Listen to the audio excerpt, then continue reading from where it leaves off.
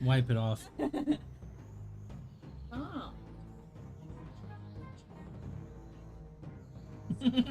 Ah. Ow! It scratched my tonsil, you fucker. You said it itched. You're welcome. Relieve exhausted defender. Imagine living on Disney World.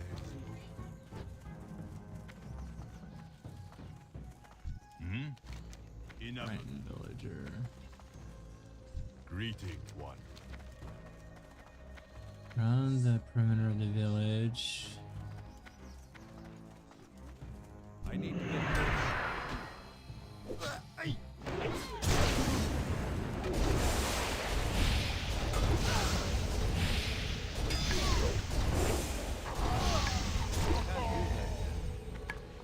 You are most welcome.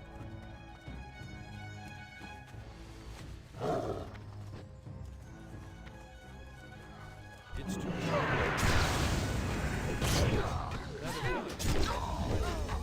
I can't do that.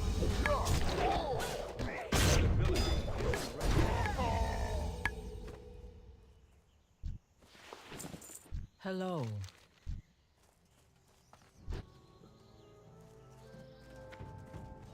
Gazandalari. Welcome, wanderer. You are most It's not far away. patience. Patience. Am I collecting blood-stained blades?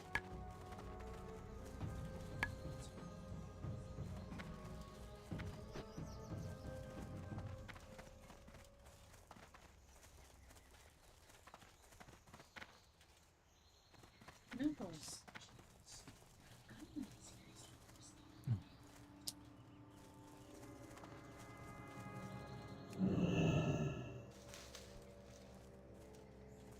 I'm out of range. Drop it! Botrix has correctly joined the channel. On the side of your hand, right? You're supposed to punch. Like Don't this? ever punch with your wrist like this. That's how you break a wrist. Keep your wrist straight and strong. Straight and Yeah, strong. but where's So your you- thumb go? Your thumb can go here. I thought it was supposed to go You- like right here. No. But if you do that, you're gonna break your thumb. No, you could put it here if you want. But the main thing is to... I like to punch like this. So that keeps it nice and tight. And you punch straight. Come So here. You punch me. no, you're going like this. So you need to stand up. No, I Don't don't. punch me in the dick. So when you punch, well, first of all, get like this. Are you right-handed or left-handed? So left foot forward, right foot back. So What do you think twist I'm your doing? body. You're standing retarded, is what you're doing. And push.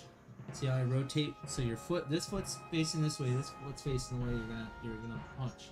You're gonna twist into it. Twist. Oh. Yeah. But you give it a nice.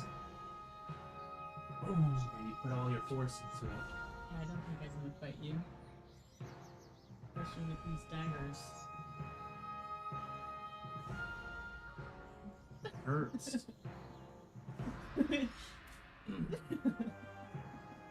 Doing it right? No, you're not twisting, but that's okay. I don't want you to hurt me. What do you mean? What do you mean twist? You twist with your body so you get more momentum and more force. Look at my foot. So it's getting Come here. momentum. Come So here. Come here. boom. Come here. Why do I need to be? You're standing retarded. You're standing like this. Here I come. Super. I've never fought anybody before, so Well, hopefully you don't have to. interesting. Oh my god. Like extra. Like water pools. I don't want to get punched anymore. You're good. Good job, Rocky. You did it. Oh god, now it's sumo time. You gonna show me how to sumo? Move the bed. I'm not doing nothing. I'm just holding my knees.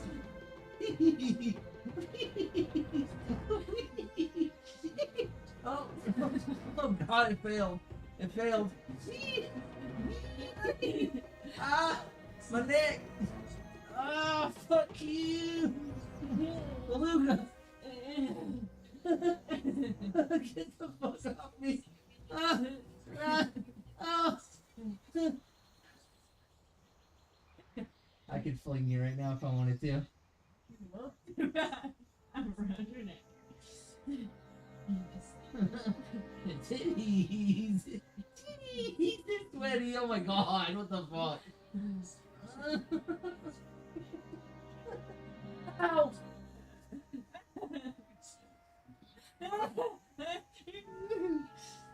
I'm out of breath. It's hot. You're out of breath. I just carried a water buffalo. Ah. God, it's back. The fuck you? Get in my shoulder.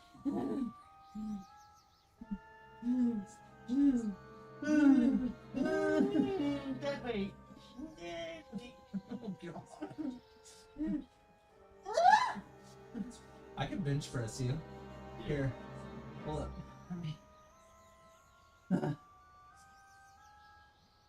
Move all this shit out of the way.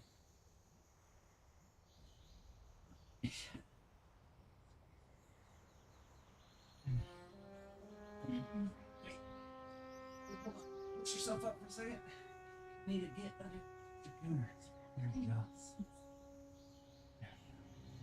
Alright, go straight as board. You fucker wolf. Oh God, I'm trying. Get off me. Okay, alright, go to dead board. I can't. I can't. Alright. Oh God. Okay, I can't. I'm in bed, I can't. Holy shit! Never mind, you're heavy.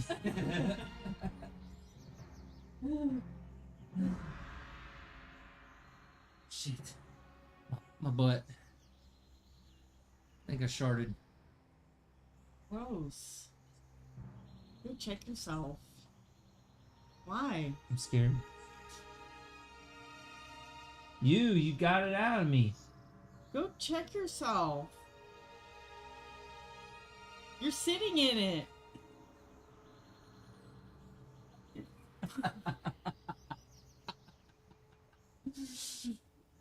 You wanna check it for me? No, fuck no. Nasty bitch. Ow! Stop pulling on my neck. That's why my damn neck hurt. Anything. Pulling on my damn neck.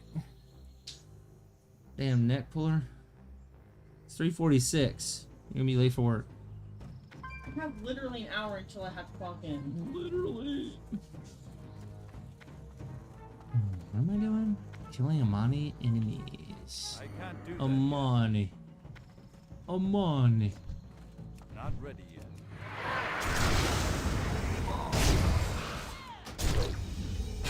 That ability isn't ready. Amani, man. That's nice. I'm out of range. More range. I can't do that yet. That ability isn't ready. Not ready.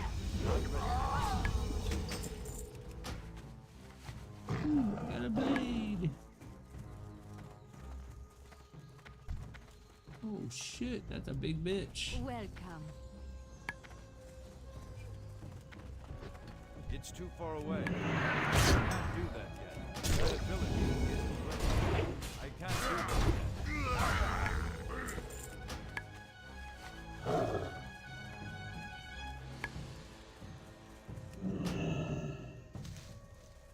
Not ready yet. I can't do that yet.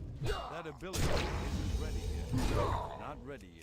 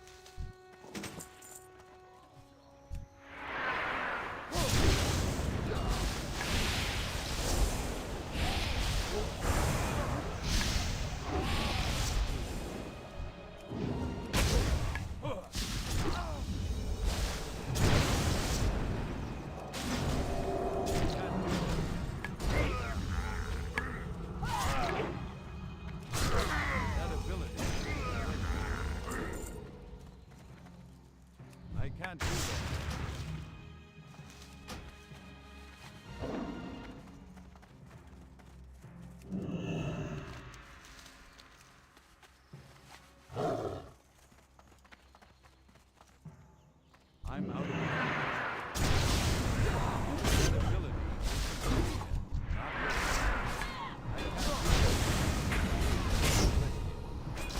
ability not ready. I can't do that. That ability isn't ready yet. I need to get closer. Not ready yet.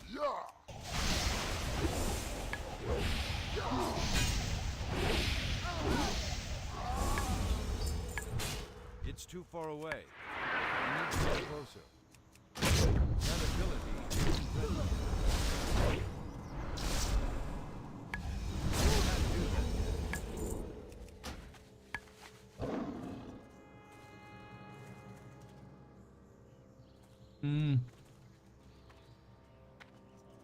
I need to get closer. That ability isn't ready. I can't do that. That ability isn't ready. Not ready. I can't do that. Not ready yet. That ability isn't ready.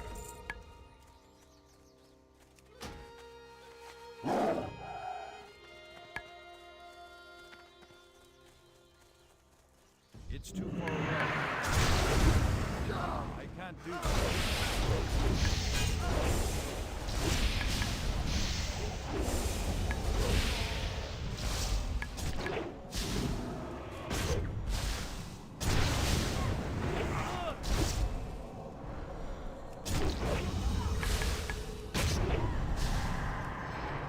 That ability isn't ready. Not ready. I can't do it.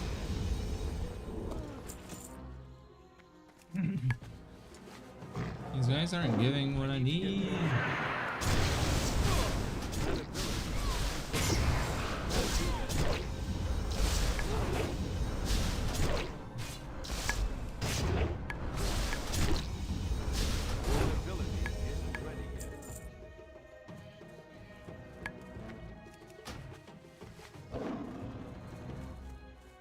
I'm out of range. I can't do that. Not ready yet. They're not dropping what I need, babe. What the fuck?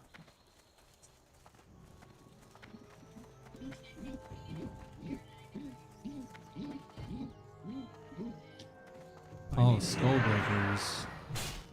Can't do that yet. That ability isn't ready yet.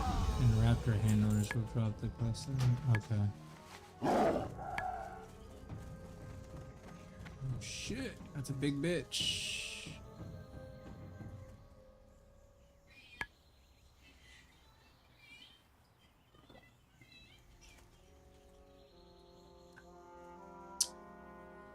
Why is this motherfucker so slow? Hurry up.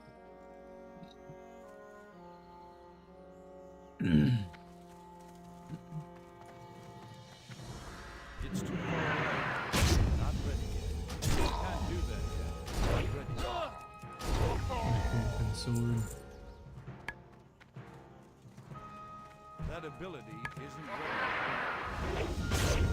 Not ready. That ability isn't ready yet.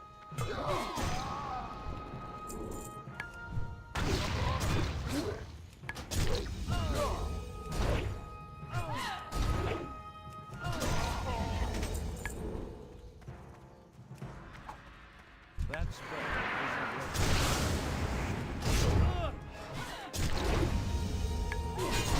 Out of range. I can't do that yet.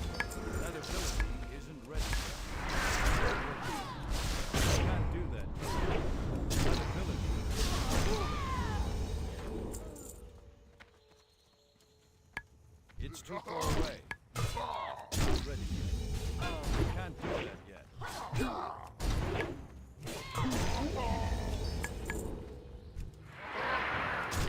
That ability isn't ready yet. Not ready.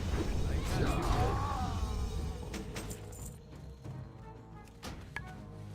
that. I'm out of range. Not ready yet. Can't do that yet. The ability isn't ready yet. Can't do that yet. Nice. Greetings. Travel safe.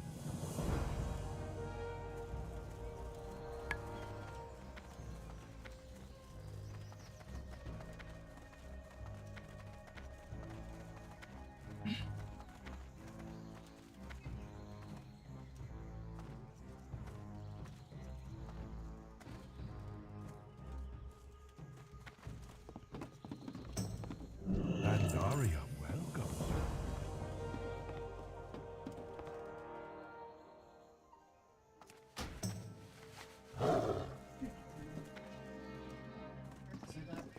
Huh? Yeah, like 10 times already. I'm around that number. I'm just glad Paul's not fucking everything. Fuck you. Your fucking face. Yeah, don't do that. You would never seriously do that.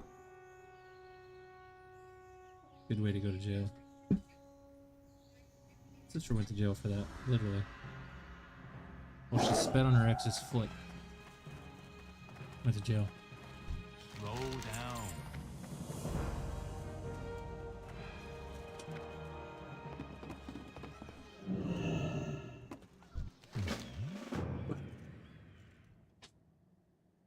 Oh shit, we're getting attacked. I knew it. I knew it!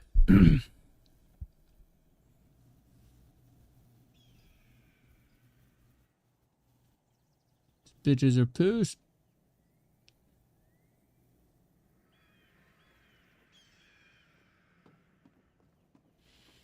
Time to fuck them up.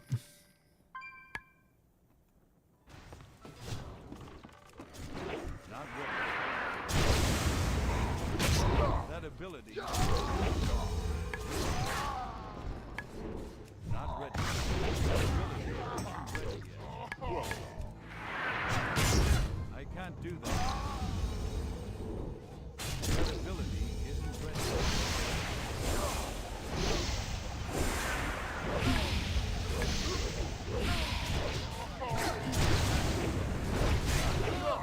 I can't do that.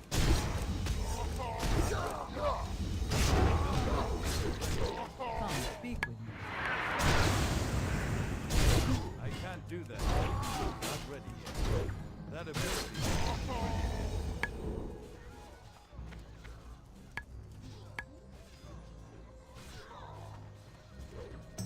I can't do that yet.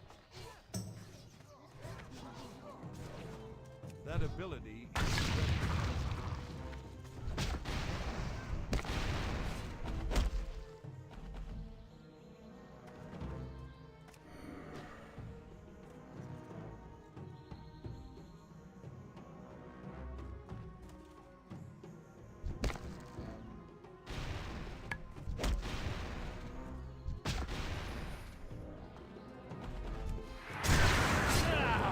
Not ready yet. I need to get closer. Can't do that yet.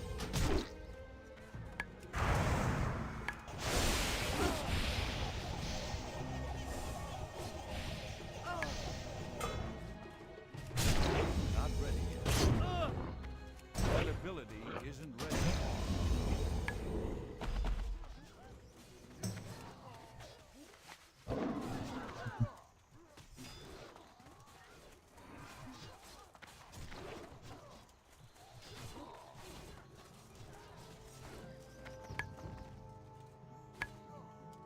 Riders approach.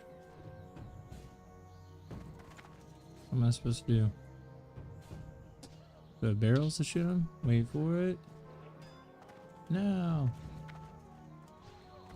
I need to take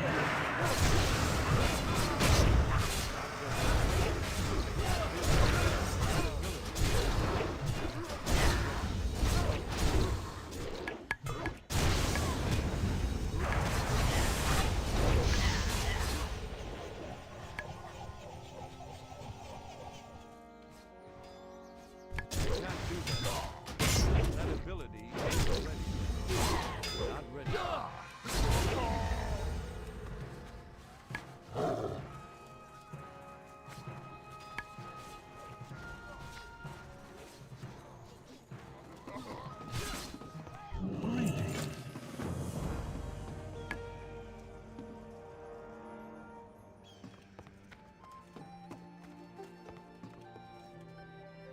How you doing, man? Rotten. You are too late. The remains of the Thunder King were taken to the Isle of Reckoning. We performed the ancient rites.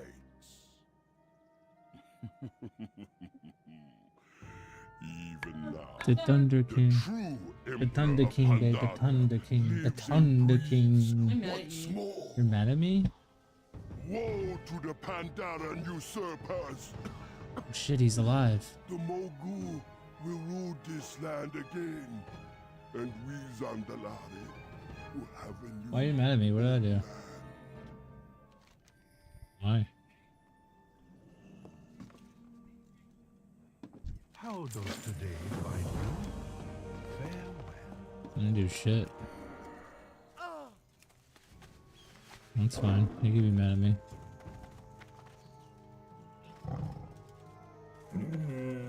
Everything's on fire! It's a porcupine. Got them. I got similar looking socks. Don't wear my socks. Where your giant fucking socks?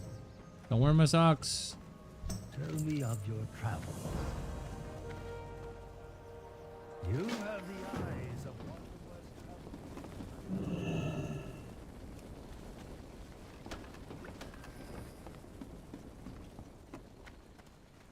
You are most welcome.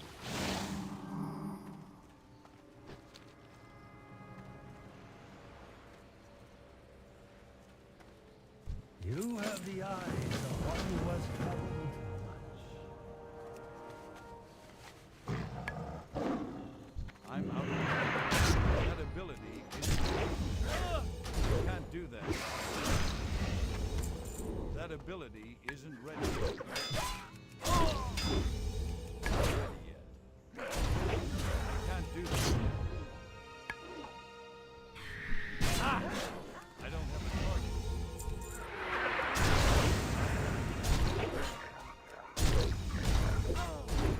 That ability isn't ready yet.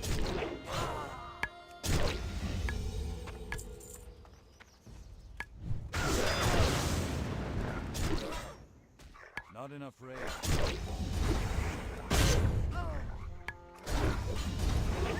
Need more rage.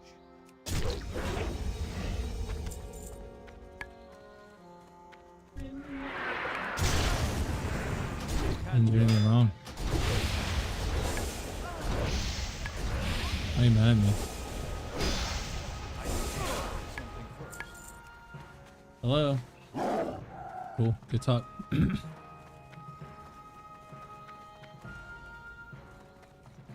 Cooked you breakfast and you're mad at me? Dope. It's too far away. That ability isn't ready. I can't do that yet. That ability isn't ready yet. Not ready yet. Oh. I need a target. I can't do that yet. Not ready yet. That ability isn't ready yet.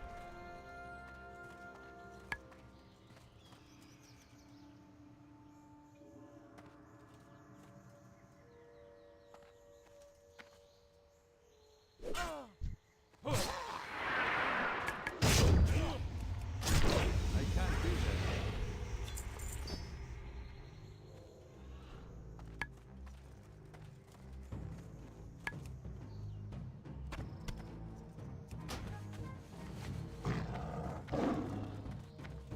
No, how dare you have a day off without me?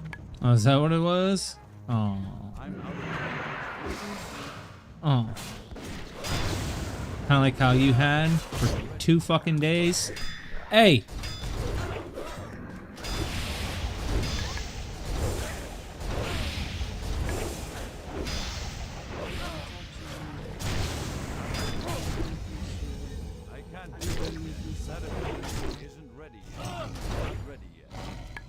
I could have worked, huh? Yeah, you could have fucking worked. I You could have could've. picked up the fucking lounge clothes. I could have, but I didn't.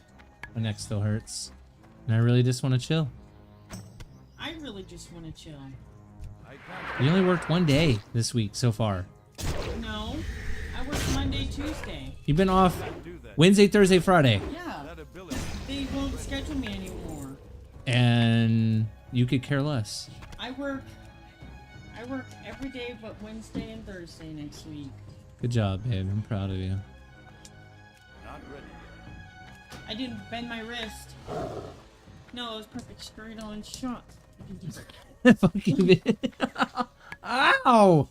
Right there? I'm getting abused. Right there? Where? Ah! Right there? I! Right there? Get your fucking nail! Not my nail! Dude, your nail, bruh! No!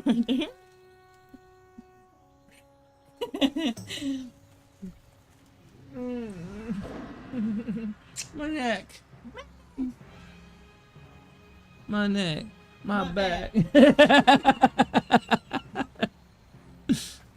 My pussy and my crack. What? Collect 3. What am I collecting? Waterfall polish stones.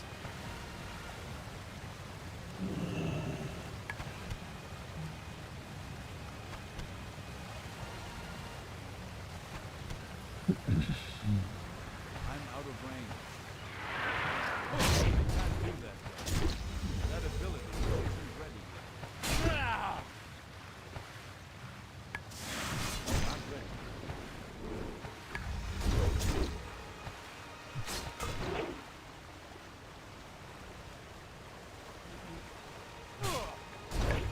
That ability isn't ready. Dude, this fucking thing keeps dodging all my shit. That's what you get. For what? You die. IRL? No! In the game. IRL, are you like 5? Are you? What the fuck are you? What is that? What is happening right now? This bitch is pulling out fucking honey roasted barbecue out of her purse. Dude, how many you have? They don't go here. This is ridiculous. You're like a grandma that goes and steals shit out of fucking pet. That's what was in the bag last night. Your fucking 12 chicken nuggets. I didn't ask them to give me this many. Well, they gave you You that say many. this and you got rid of shit. Yeah, I gave it to you.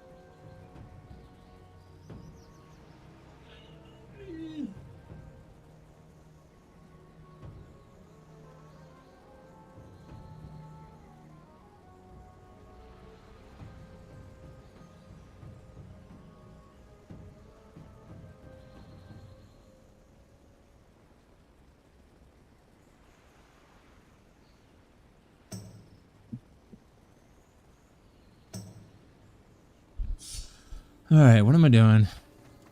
Turning in, preparing the remains.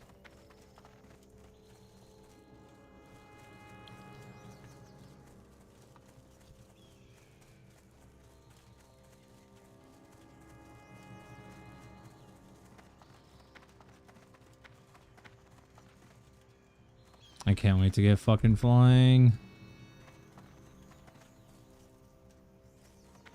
Hello.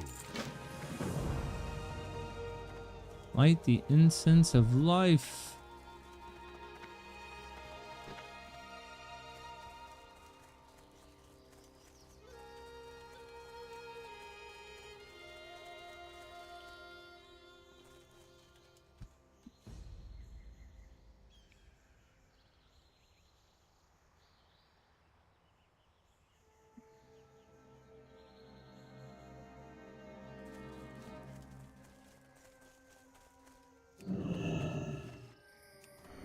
What wisdom do you seek?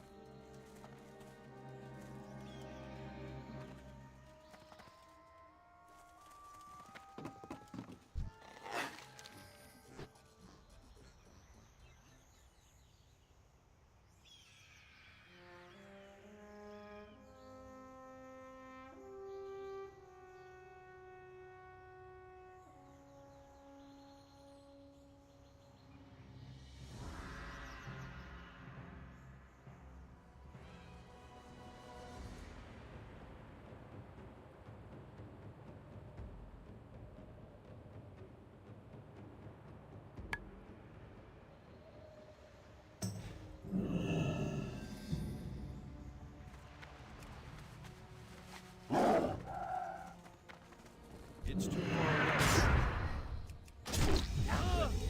I can't do that yet. That ability isn't ready yet. I don't have a target.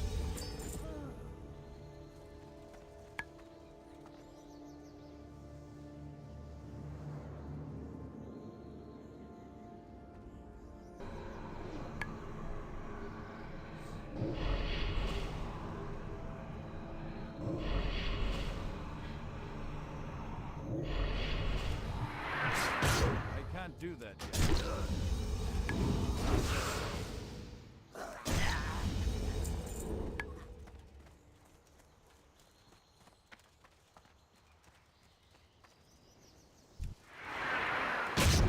That ability isn't ready yet. Not ready yet.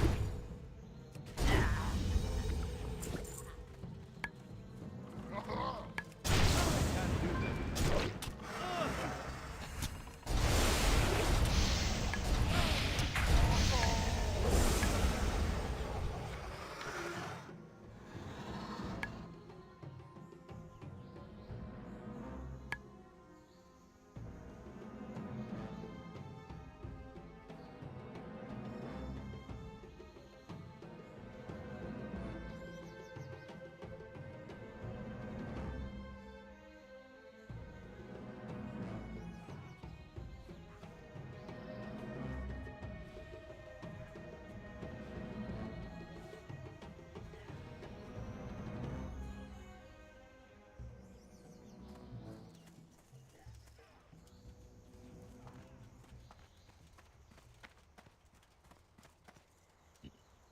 Yeah, I'm off today.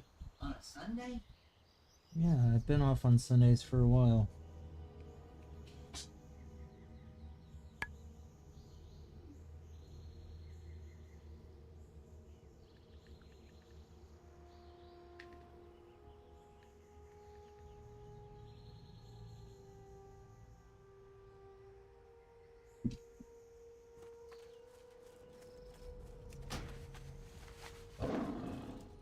I need to get closer.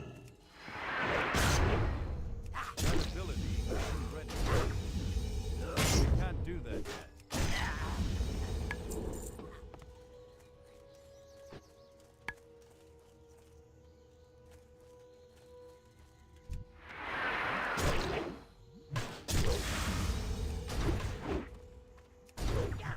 not ready.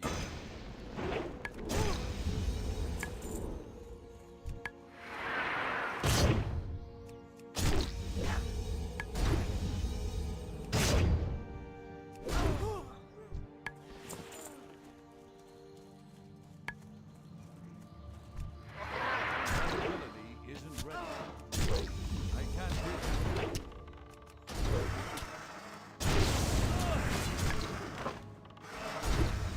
Not ready.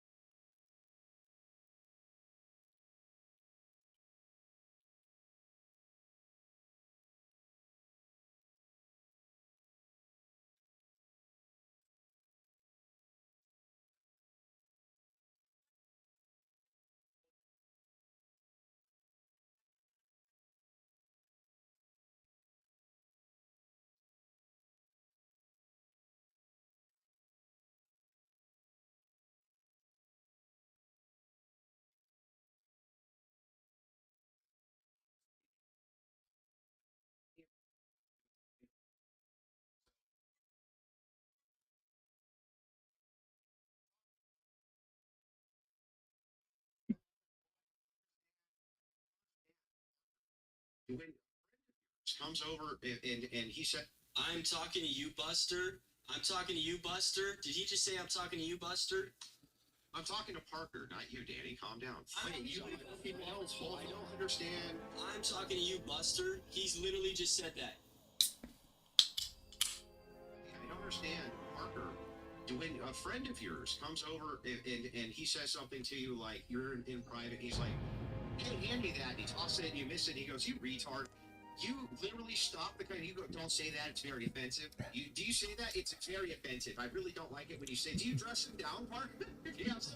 No, you immediately think in your head that a person with like Down syndrome couldn't catch something. That's what's even funnier. It's like I say that and I don't think, oh, it's because a person with Down syndrome couldn't catch what I was throwing at it. Like, yeah, even people with Down syndrome can't catch things.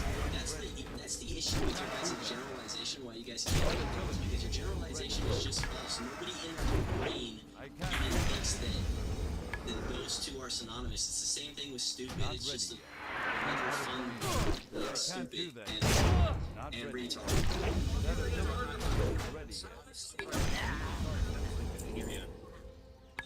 If you have a friend, Danny, if you have a friend, That ability comes over and he like tosses you something, and you drop it, he's like, "You retard." You dress him down. Do you go, "I can't believe I did that"?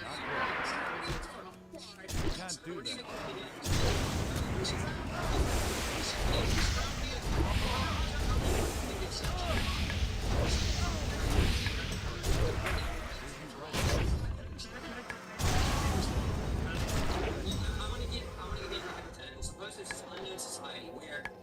Show this signal, everyone's extremely offended. They get very angry. Black people get angry at, typical slurs like the N-word, right? Would you go around just doing this? The Vulcan sign for logic. Do you understand the hypothetical? Are you posing? You understand the hypothetical? So imagine the hypothetical is like this video and subscribe.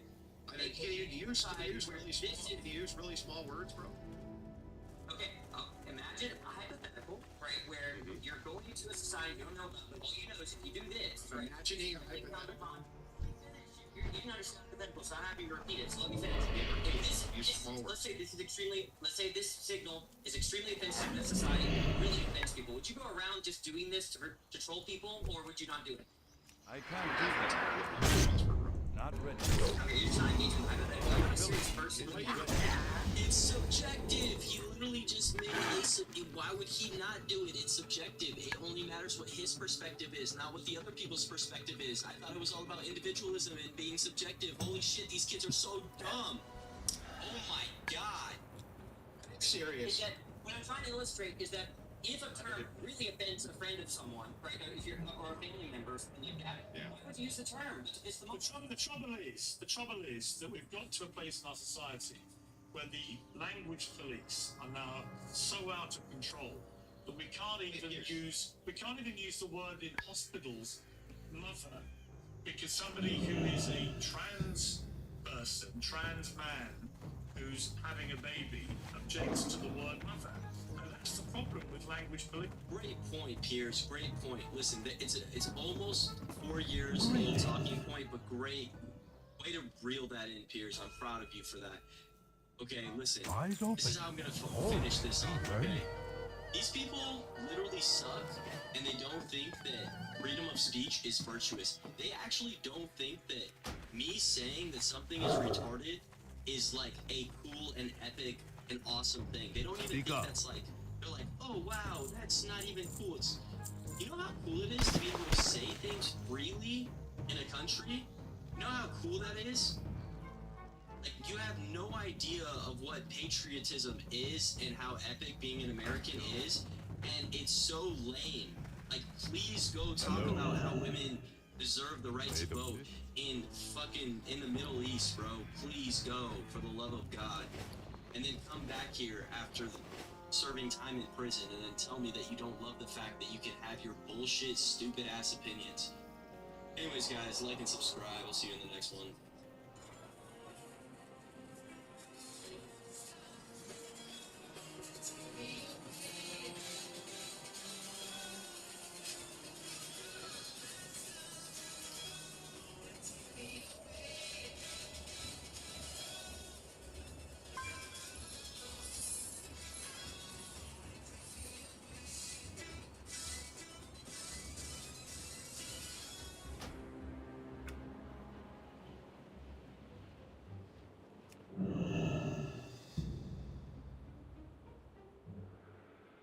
I'm sick and tired of those fake ads and the blue guy moving left to right with the ×2 and -3. I keep downloading them, but it plays nothing like the ads. It's totally fake. Sir, you're playing the wrong one. The real one is called Last War Survival. It plays just like those fake ads. This actually is like the games. Let's get more troops on the right. Nice, we got more troops. Okay, let's take out the red enemies, then go to the left side to get this gun upgrade. Almost got it. Nice, we got the gun upgrade. Got the red enemies getting taken down. The helicopter would help me out a lot here, but the bosses are approaching fast. I need more troops. Let's go to the right. Got the more troops. Okay, the boss got me on some troops. It's okay. I'm still up. Let's get more troops on the right side, then go back to taking out the enemies. I need that helicopter upgrade. I really, really need it. Come on, I almost got it. The boss is too fast, though. He's getting way too close. Please don't take me out. I lost.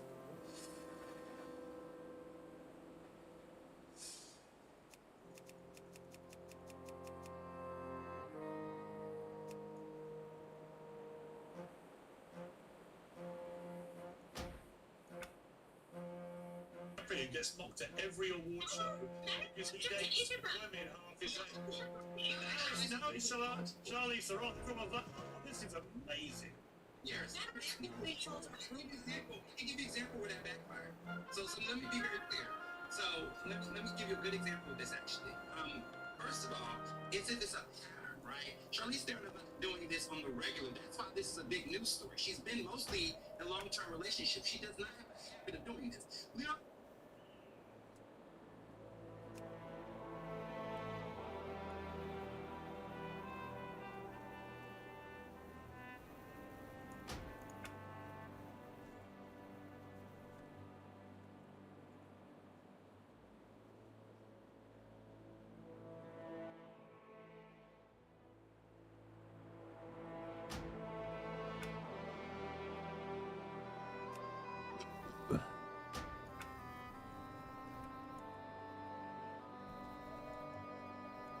Oh, I finally got fixed. Nice.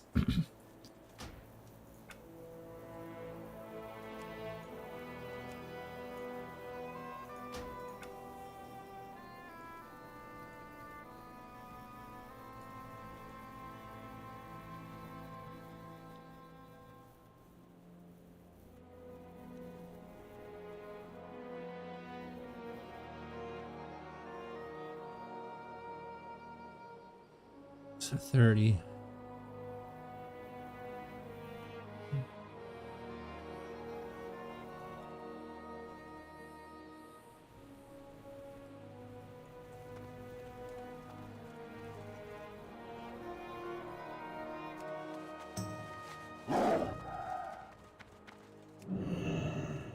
What's your lucky do?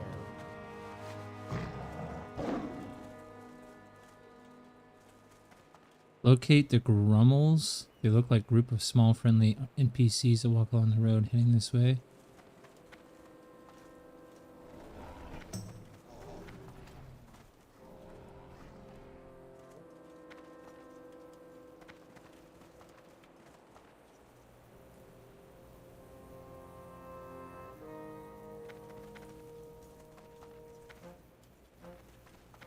They appear at this location when they die. They don't protect.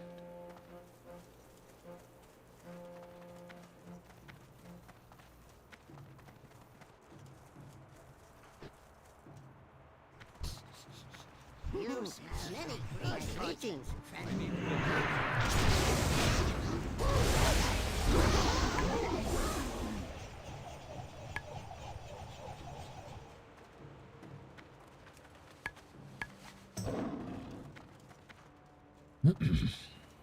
It's too far away.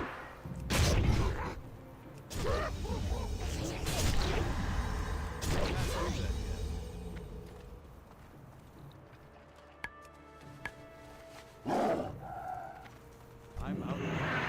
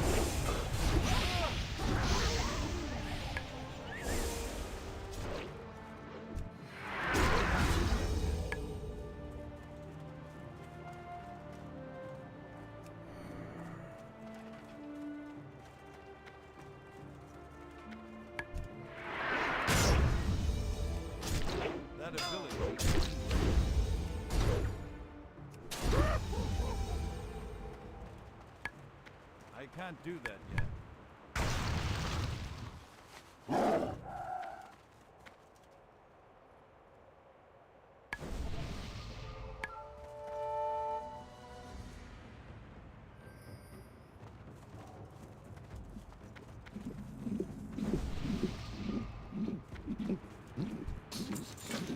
You smell good fortune.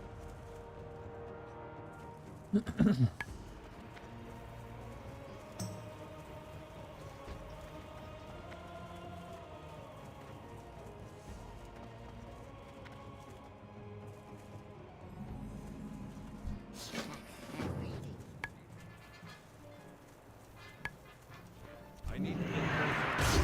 That ability is not ready yet. Not the target. I can't do it.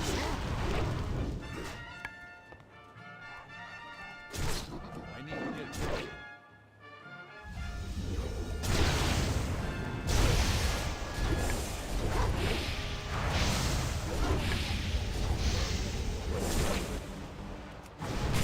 That ability isn't ready. I can't do that yet. That ability isn't ready yet.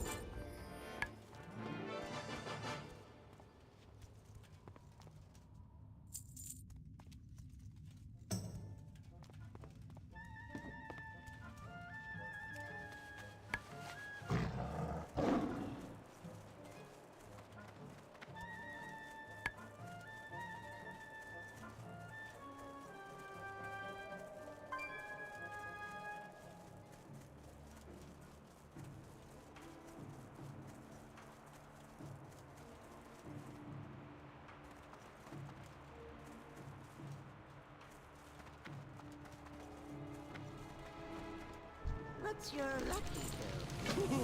Many greetings. I'm out of time. Not ready. That ability isn't ready. Not ready yet. I don't have a target.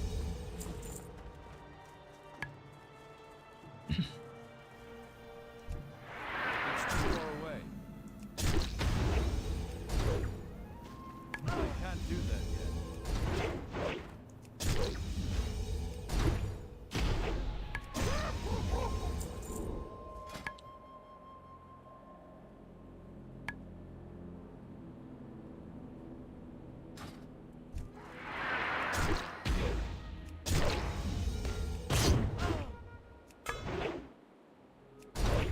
Not ready.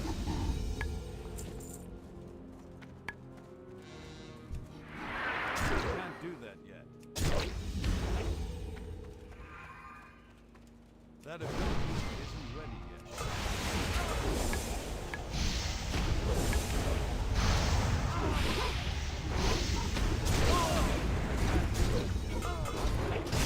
That ability isn't ready yet. Can't do that yet. That ability isn't ready yet. Not ready yet. That ability isn't ready yet.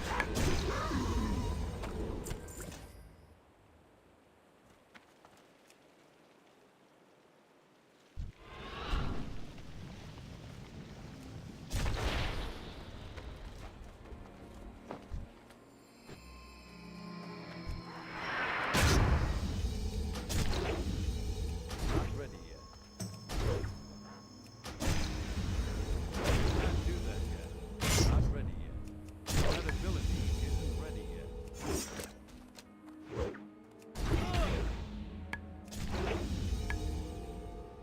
I can't do that yet. I don't have a target.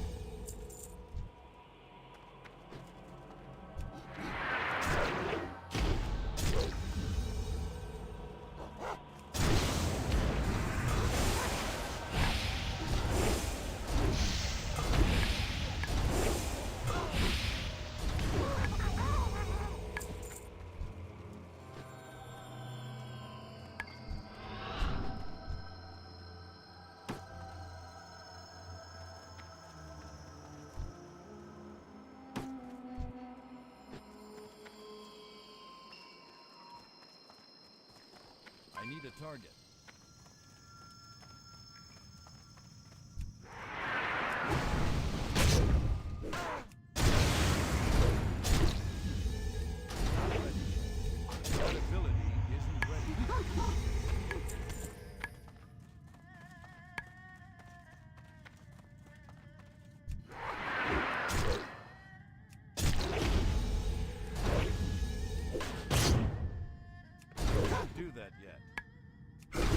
That ability isn't ready yet.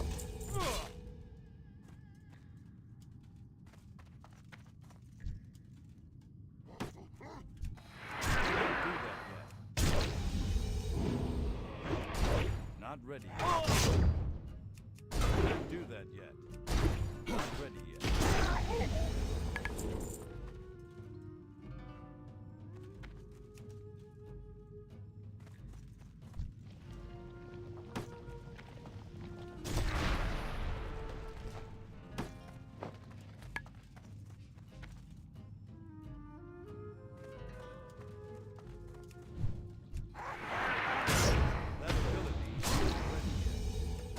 Not ready yet.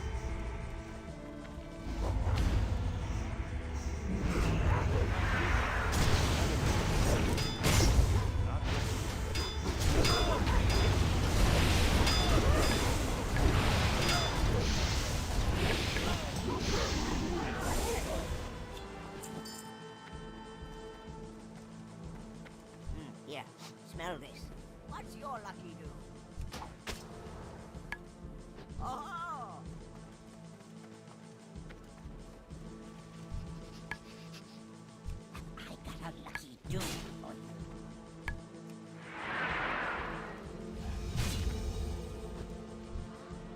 Another wanderer.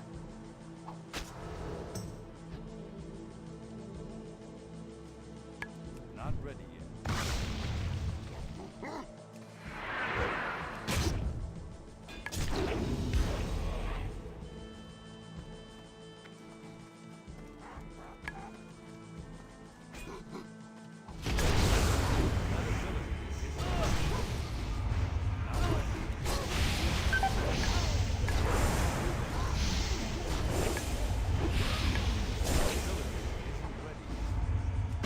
I need to get closer.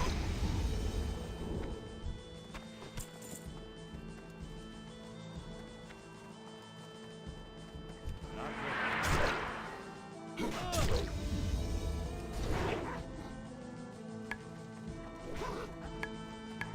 I can't do that yet.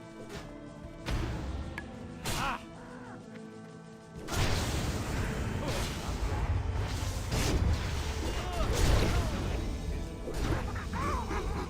Can't do that yet.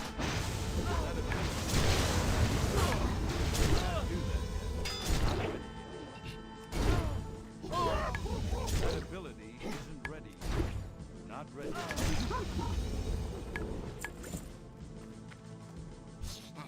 Greetings, friend of the Grummels.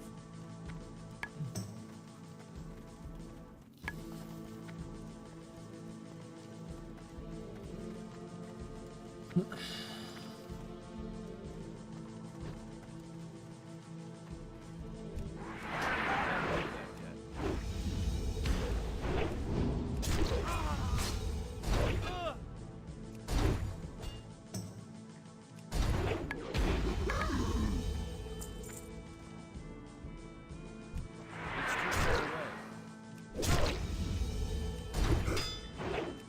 That ability isn't ready.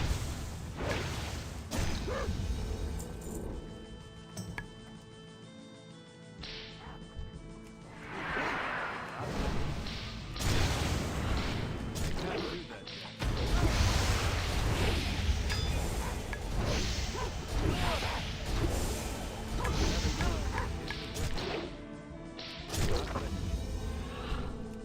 That's still recharging. I can't do that.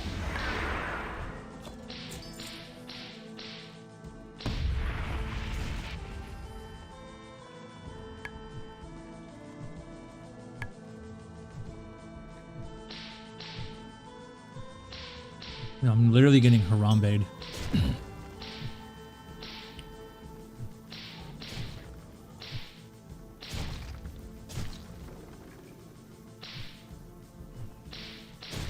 Oh shit. He's fucking destroying everything.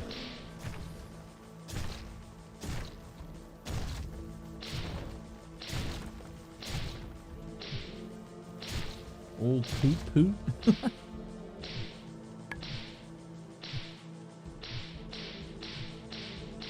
Man, this fucker's pissed.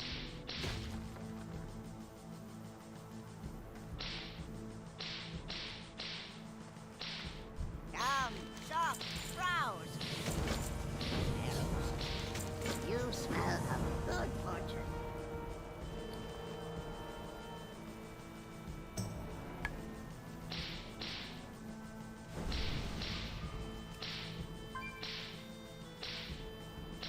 It's a 24 slot bag.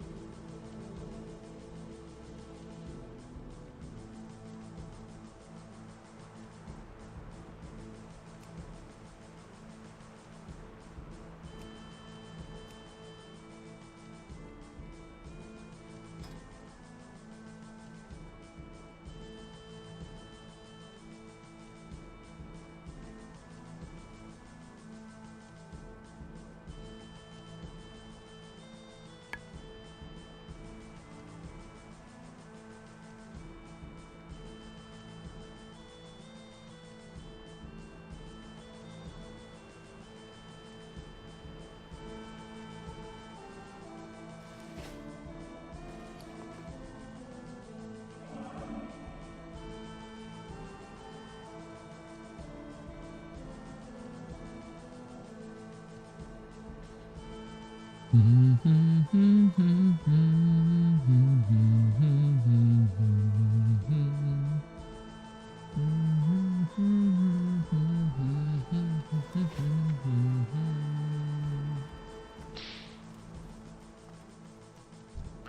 punches, lucky doos and loop.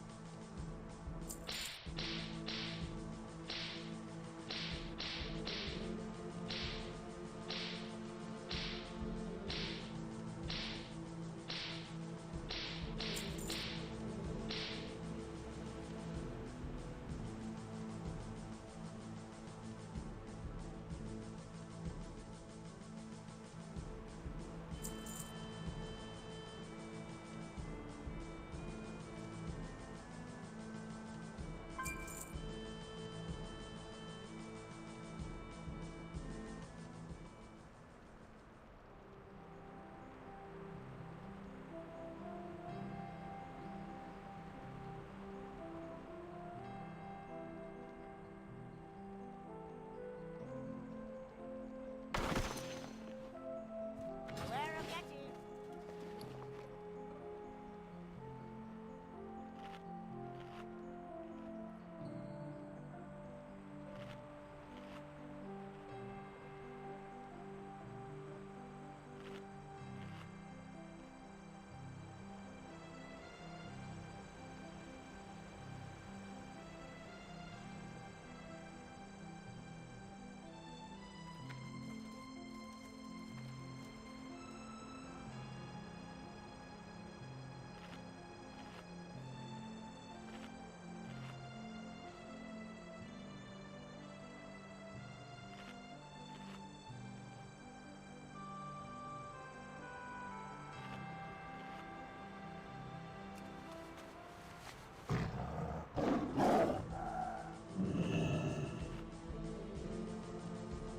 I stack all these?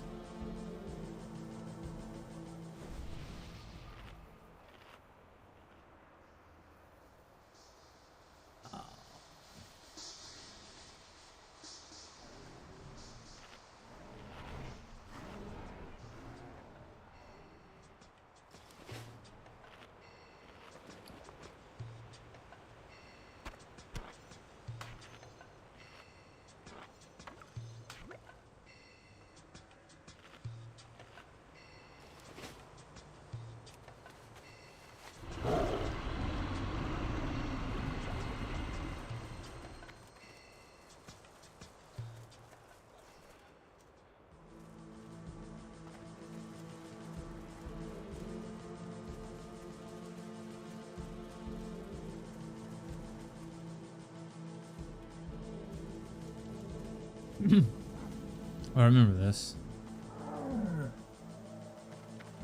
I can't do that yet.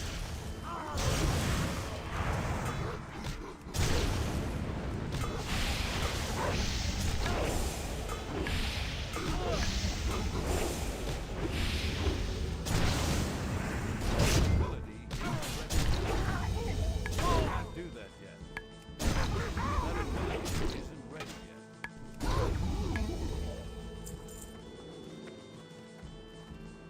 Not ready.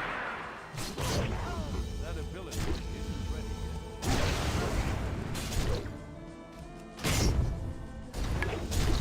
I can't do that yet. That ability isn't ready. I can't do that yet.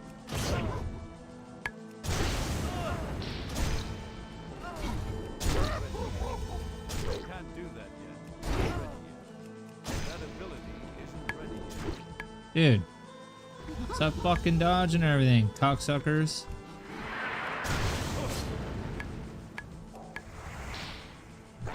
I don't even know if I can fight this thing, but we're gonna try.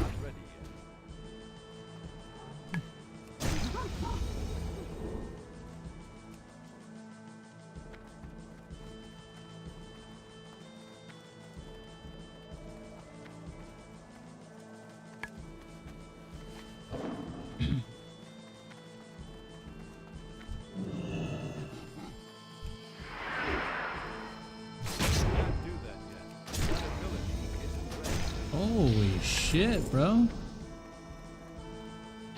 out of range.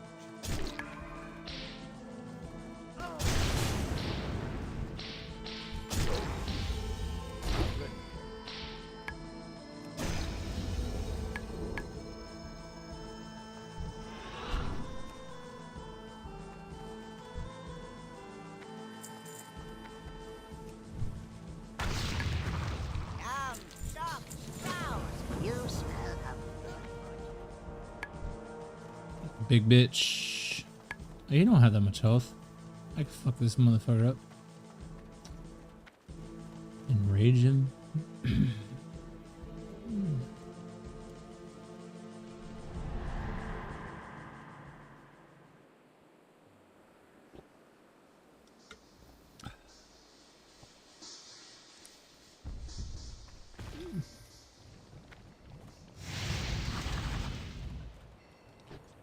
The Ook of Duke. I can't do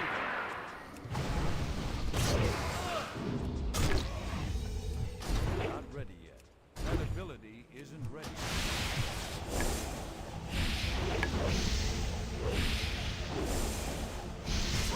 I need to get closer.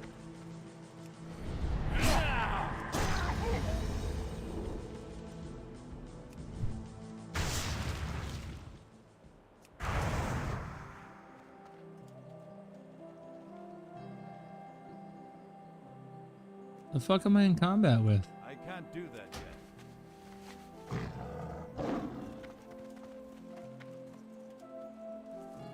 Oh, what the shit nuggets? Bro, we about to be 89, dog. Shit.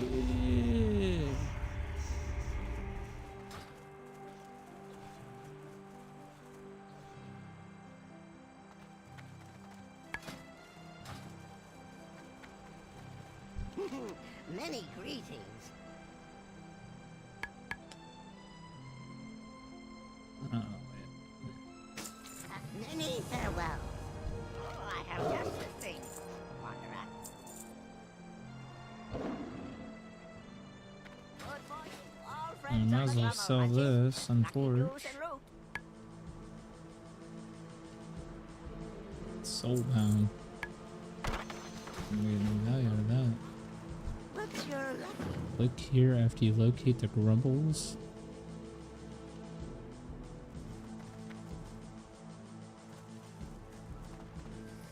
It's too far. I can't do that. Alright, grumbles, let's go. Goofy bitches.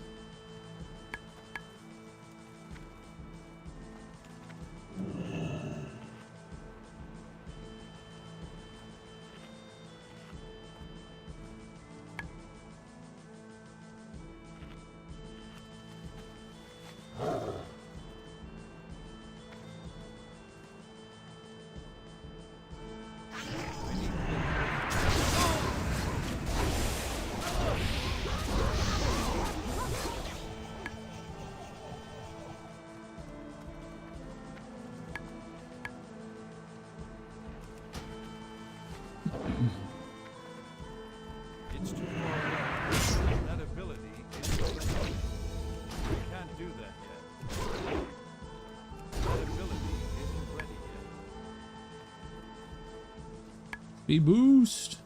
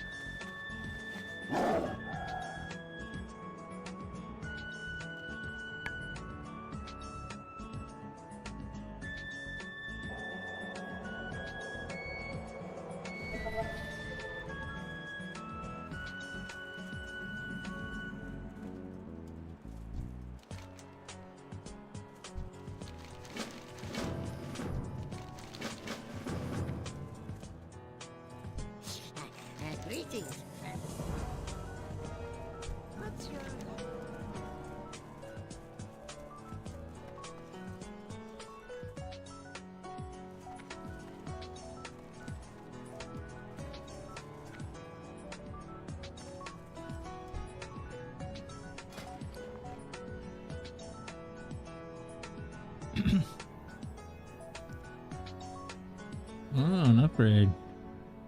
This gives me crit. You like crit? Gives me more strength too.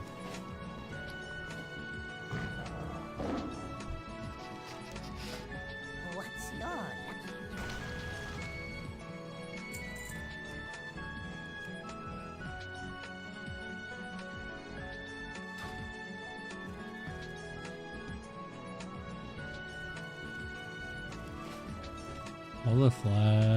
Follow the path of the flags. Crazed Yetis. Is this poop I'm picking up?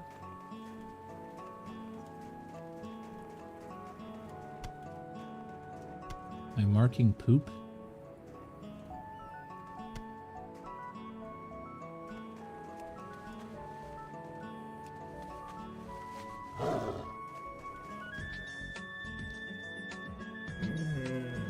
I'm out of rounds. Not ready yet. Can't do that yet.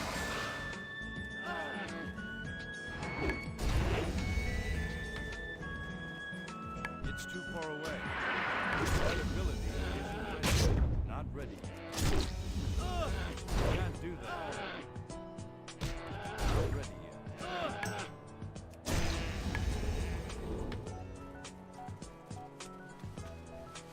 Marking poop.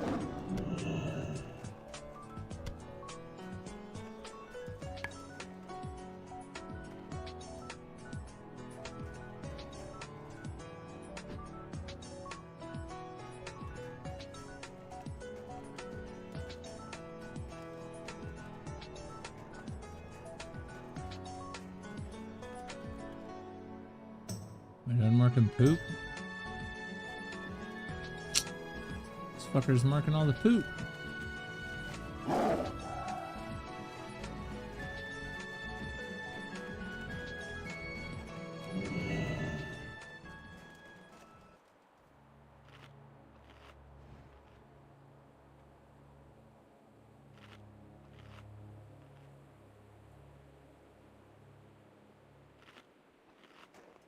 I'm out of range.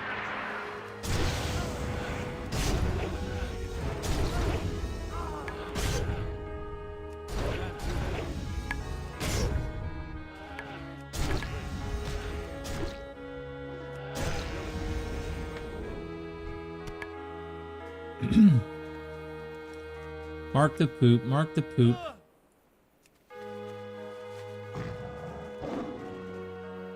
Need more poop?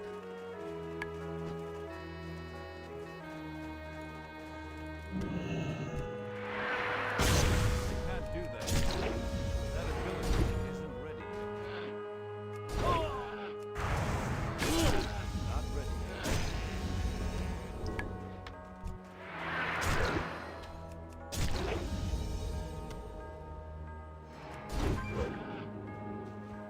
That ability isn't ready. Not ready yet. That ability isn't ready yet.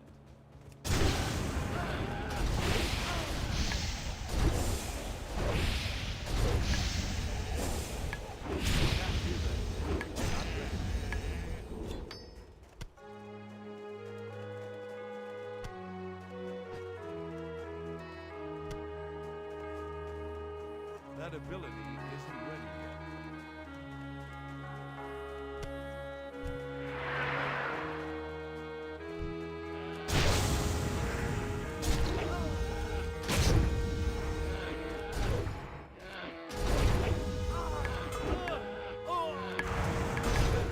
That ability isn't ready yet.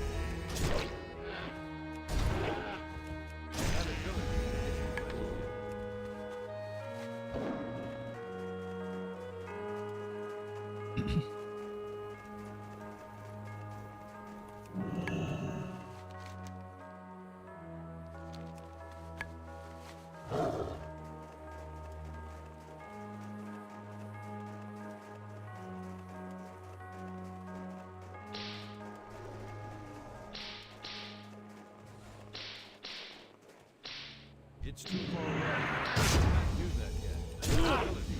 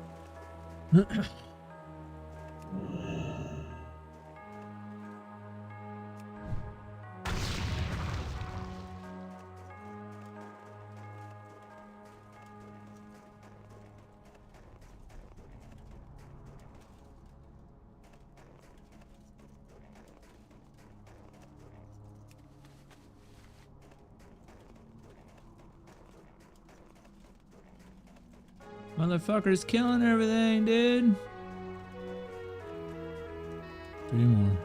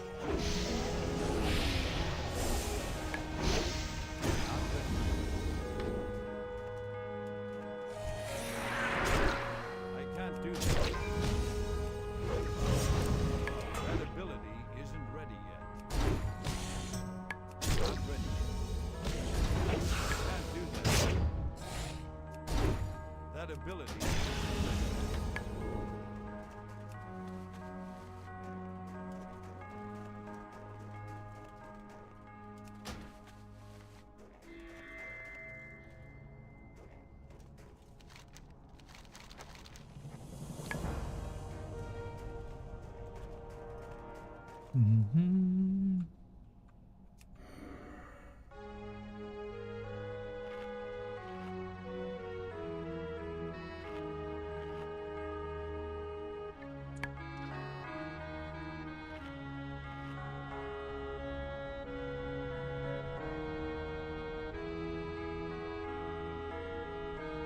Paislings.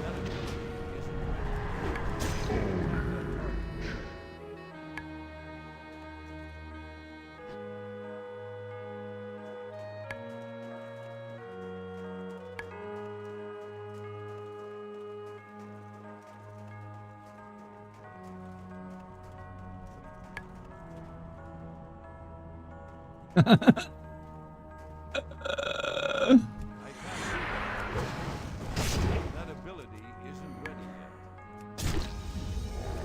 Can't do that yet.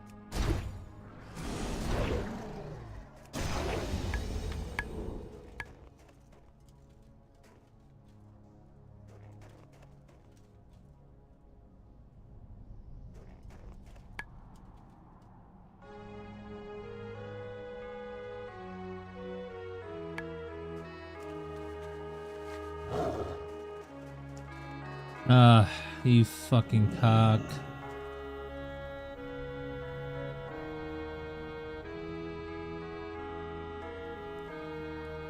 I can't do that. Not ready. That ability isn't ready yet. Not ready yet. I can't do that yet. That ability isn't ready. I can't do that yet.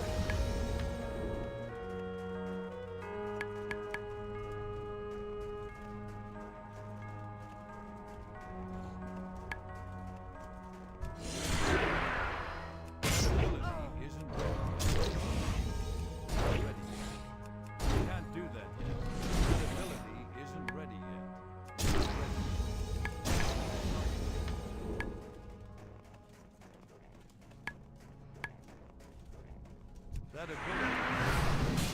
I can't do that. Not ready. Can't do that yet. That ability is not ready yet. Can't do that yet. That ability is not ready. Can't do that yet. That ability isn't ready yet. Not enough range.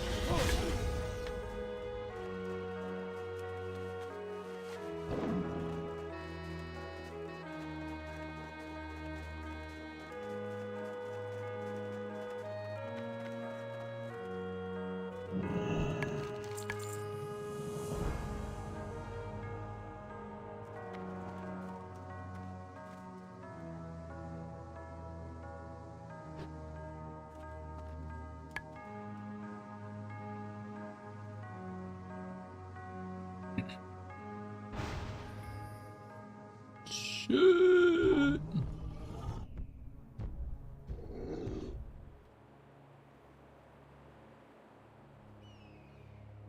That's a big boy.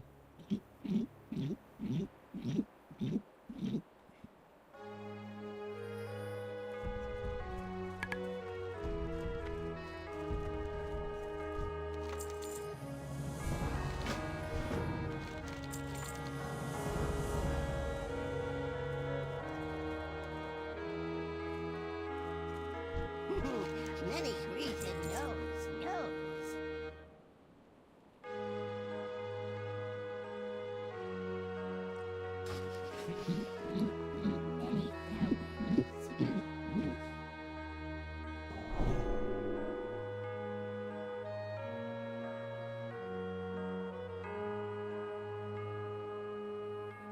On Coyote Peak. Oh shit.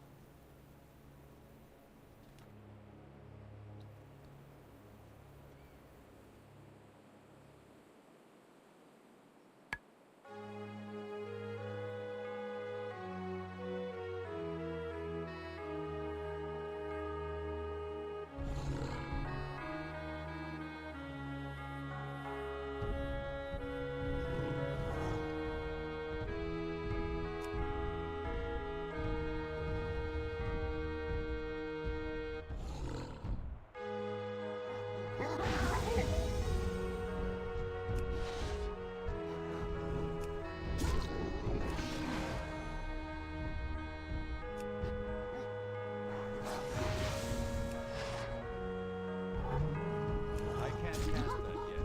That spell isn't ready yet. That's still recharging. That spell isn't ready yet. I can't cast that yet. That's still recharging. That spell isn't ready yet. I can't cast that yet. That's still recharging. That spell isn't ready yet. I can't cast that yet. That's still recharging. That spell isn't ready yet. I can't cast that yet. That's still recharging. I can't cast that yet. That's still recharging. That spell isn't ready yet. That's still recharging.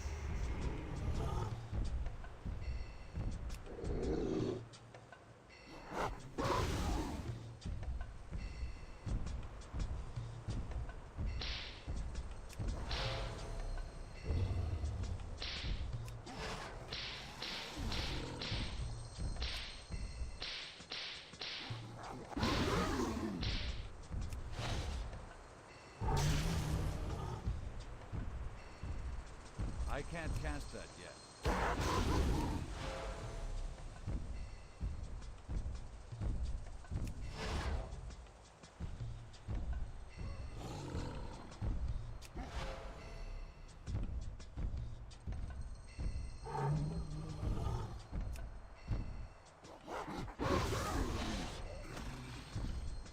That spell isn't ready yet.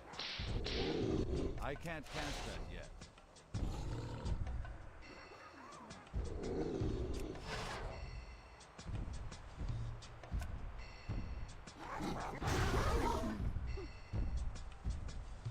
That spell isn't ready yet.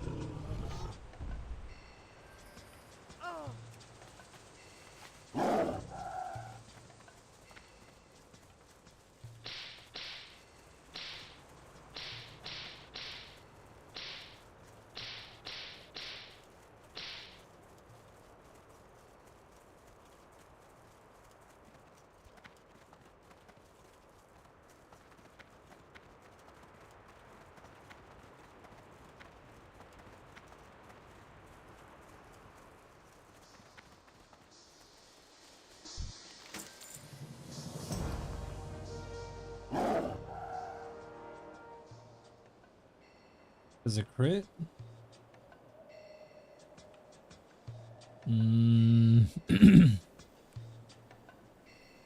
Alright, real quick, did they ever update?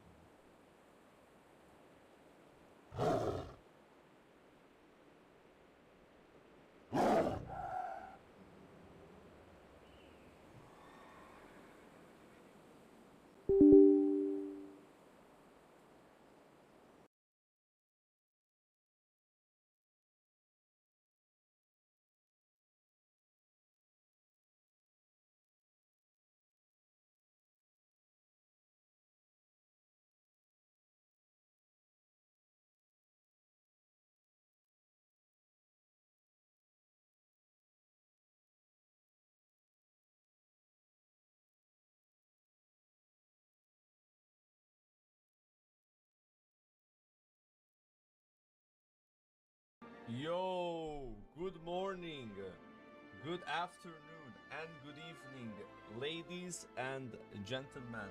Welcome to the stream. I got some Foozy tea.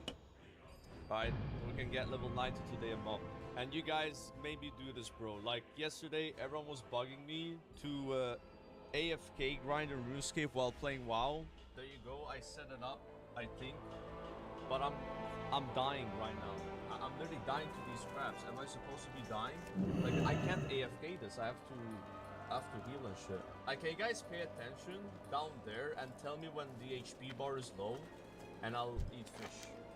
Yeah, that's your job, guys. This is a hardcore character, okay? You gotta keep it alive. I mean, I gotta look dead every like 3 minutes, I think. A plugin can notify you when flash the screen red when HP hits a certain threshold. So we're learning, guys. We're learning, okay? Paula feels good. Yeah, Paula feels insane, bro. I just fucked up going mage, bro. And I'm like too stubborn to log off mage and start my paladin. Because then I would be 85 and I won't have flying. So I'd rather just like get this guy to 90 and then like swap, you know? I mean, if there's no lag in Jade Forest, like maybe I would do it. Like if there's like zero lag. Because I leveled in Jade Forest yesterday with lag and it wasn't fun. There's zero lag on Gehenna, Jade Forest. Yeah, I'm just gonna swap then. I'll see how it is. Like all the other classes I've played are more fun. So, or would I play a class that's not as fun? Like I have a problem in MoP where I like a lot of classes and I want to play all of them. So I can't afford to have a class that is not fun to play. And then, like, it's like, you know, I would even play Rogue. I was having so much fun playing Rogue. Like, I think Rogue is a class I could play as well. Yeah, look, this is my damage on... Dude, this is my damage on my Paladin on Glut in Nax Ramis. It is more than my mage at 88. Yeah. And I'm literally kiting that boss and healing all the time. Please no lag, please no lag, please no lag. Please no lag. There's no lag. There's no one in the zone. This is actually good because everyone is higher level. So I'm like by myself in the low level zone. Oh my god, a class that actually does damage. What the I'm already having fun. Nah, it's like a gameplay thing though, right? Like I've played so many specs and classes in the last month. And I've really liked pretty much all of them. Like I don't know if there was a single spec that I didn't like. It's been like an upgrade, but like I don't know, mage. I wasn't feeling mage, bro. We can't be having our main not be fun, you know? Like that's kind of cooked, bro. Now I didn't unlock flying. I gotta get to 90 to get flying, but I don't think I can do it, bro. 2 more levels on that class, I can't. Like I don't know about with main spec red or tank on this guy. Like I like both specs. I like red a bit more, but like being a tank is nice. We're last 90 mage, bro. That mage he never hit 90, I think. He's gonna rot and couldn't lie, bro. With Thunder Fury and bags on the Tish. You can now finish the whole zone for achievement. Yeah, see, I wanted to do that, but I couldn't do that, bro, yesterday. It's like the lag was so bad that you were kind of like forced to leave the zone early, and then the lag would like catch up to you. It would like literally catch up to you, and then you would leave the next zone early. And also, if it wasn't for me doing pap battles all the time, I wouldn't have enough XP to leave. So now with being super behind, it's actually probably gonna work in my favor, where I can actually enjoy, hopefully, non-lag questing. I don't want to jinx it, but there's no lag right now. Like, 0 lag. There might be a 450 sword on the auction house. I mean, I can check, but if there's a 450 sword, Children of Pandaria, really the mists yeah, but I'm have not sure fallen. how fast I can get the For good archaeological or for arc. ill, our land You know what I is mean? Like, that open could to be all. a while. Probably gonna get it till I'm 90. Yeah, none of these are... There's 415 items you can equip. You can get a 450 weapon when you hit 90 by doing a scenario. Yeah, but I was speaking about leveling items. Yeah. So like the thing about archaeology is you can get these like items that are 463. You can equip at level 85 and they're bind on account. That's why I like leveled this dwarf paladin with archaeology, because dwarf has more archaeology. And the goal was to do mage 90 Let us draw and then ourselves go paladin together next to with rebuild flying. this sacred But now we kind of changed place, the goals a little the bit, and we're first doing step pally as kind of like a toward main. healing And I guess I'll a just do archaeology while war-torn leveling. It world. probably gives you XP, right? I think it does. Rogue main tomorrow. Nah, Rogue's only 60, so it's a rip on that. Nah, I said I have a hunter, monk, warrior, I have and faith TK in that our I love friends playing from beyond all of the them. mists. I don't have a shortage of classes to play. And I have 2 level 85 Their units. strength Alright, so is an how is inspiration archaeology in Mist of Pandaria? sorely Is it needed. good or bad? 15k We must XP trust for doing that one? their hearts are pure. Green again? Let's see. I've never done it. I've only done it in Kara. It looks good so far. I don't know, maybe I got lucky. Plus 10 as well, twice. Oh my god. So it's not 3 surveys anymore in one zone. Look at that. We're doing the 4th one. Why is it good to farm the crabs? They have a lot of HP, and they don't do a lot of damage. You and your And they companions are respawn my fast guests and in the they're vale. aggressive. So Please because let they're me know aggressive, if they there just is attack anything you don't I have to can attack provide them, so for it's you. AFKable, right? Versus like you have to like right click. Like maybe they're not good to farm if you're actually playing the game. But if you're not playing the game and you're playing another game, that's good. This is the 6th survey, and they're all close to each other. And like the zone is really small. And now I can already solve one Pandaren thing. No way! No way! No way! No way! No way! There's no way! That is exactly what I want, bro. That is a 463 item level 2-hander, guys. You understand? That's literally a heroic item. What?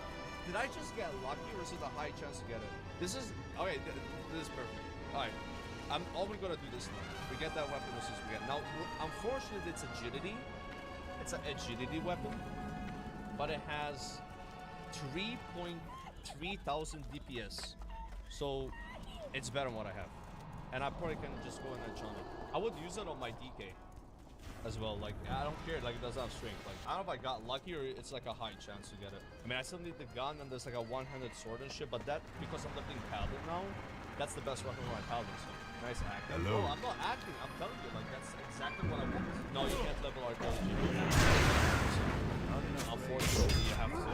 So, I'm a like 12 hours to get archaeology from 1 to 5 to 5 as a draw. paladin that has flying that's faster. But that was in Cataclysm. So now I think with the data that I have, with getting one skill every time you survey, it's for like 4 hours. I think it'd be 4 hours you'd be caught up to where I am. Yeah, are we the only player in this zone right now? Where is everybody, bro? Have you guys had that happen to you? Like sometimes you don't see anyone at all, and it's like you have your own layer, and then all of a sudden you get put on the big layer again and it starts lagging. Nah, bro, it's not like no one's playing. It's like there's a lot of people playing. It's just sometimes you get on your own shard. Now MoP is not that, bro. Like actually, like you can shit on MoP, it's fine, but like there's a lot of people playing. What is my captain? What is she doing? She got stuck with her nail. Not ready.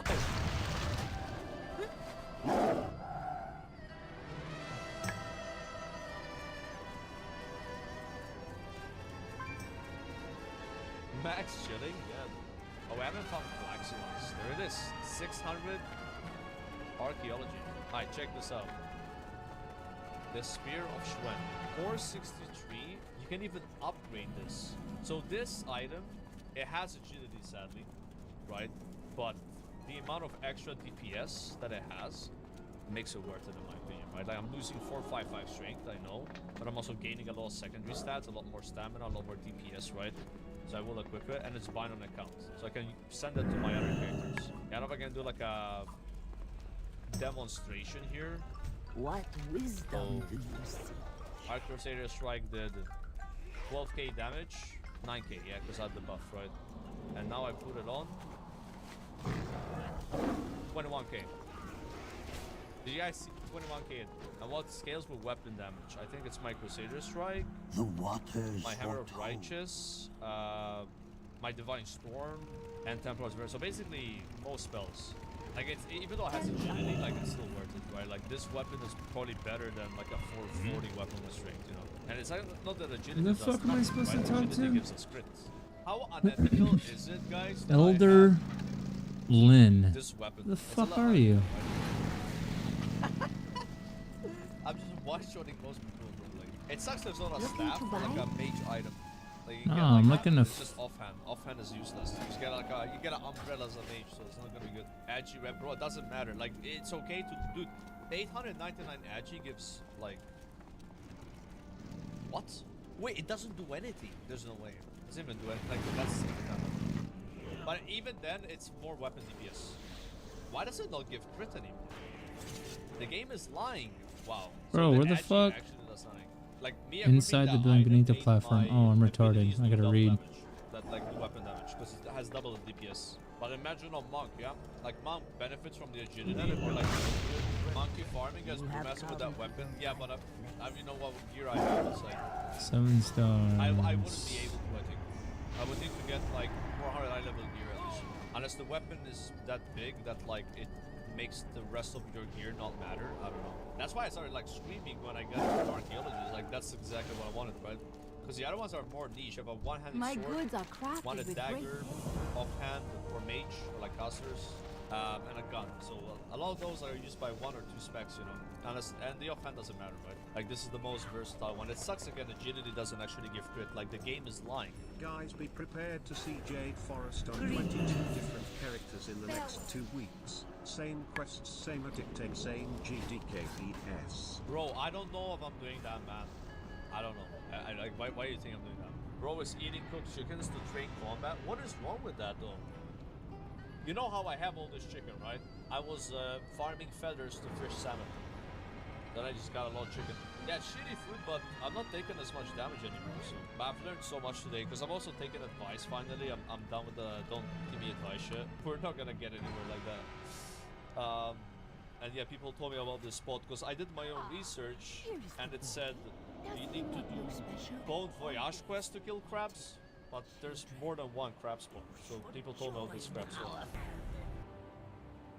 To find the origin of Valak, the most feared demon in the Controverse lore to date, we must look to the legends passed down in one small town in Romania. The tales tell of a duke in the Dark Ages, which puts us somewhere between 500 and 1000 CE. He built a great castle, which would later be known as the Abbey of St. Carta. Hidden in the dungeons was a summoning ground, carved with the serpentine symbol of a mythical being known as Valak. The people in town feared the Duke because he wrote countless texts on witchcraft and rituals to call upon these evil forces of hell. He would eventually use these spells to open the gateway between our world and the underworld. By sacrificing 5 people as a part of his spell, the Duke would allow Valak to come through and walk amongst the living. But as Valak rose through the crevices, the church, who had caught wind of the foul things happening there, stormed the castle and interrupted the liturgy. They attempted to seal the gateway using liquid from the Holy Grail, and while this appeared to cause the portal to close back up, the seal would not last forever. To learn the secrets of Valak's past, the entity's true purpose, and what it represents for the story and the character's future, stick around to the end of this video. Welcome to Horror History. My name is Professor CZ's World, and you better pay attention this time, you little piece of shit. In today's lesson, we're going over what I consider to be the main boss of the Conjuring franchise. Like its counterpart Malthus from the Annabelle spin-offs, Valak is based on a mythological deity from the Lesser Key of Solomon, a series of grimoires on demonology. It's divided into 5 books, one of which is called Ars Goetia, a textbook guide to conjuring demons. In Annabelle, Ars Goetia was replaced with this textbook called The Devil's Welcome. But to learn about Valak, we need to turn the clock back even further and look into the pages of these mysterious texts found in a tomb just outside the Abbey of St. Carta.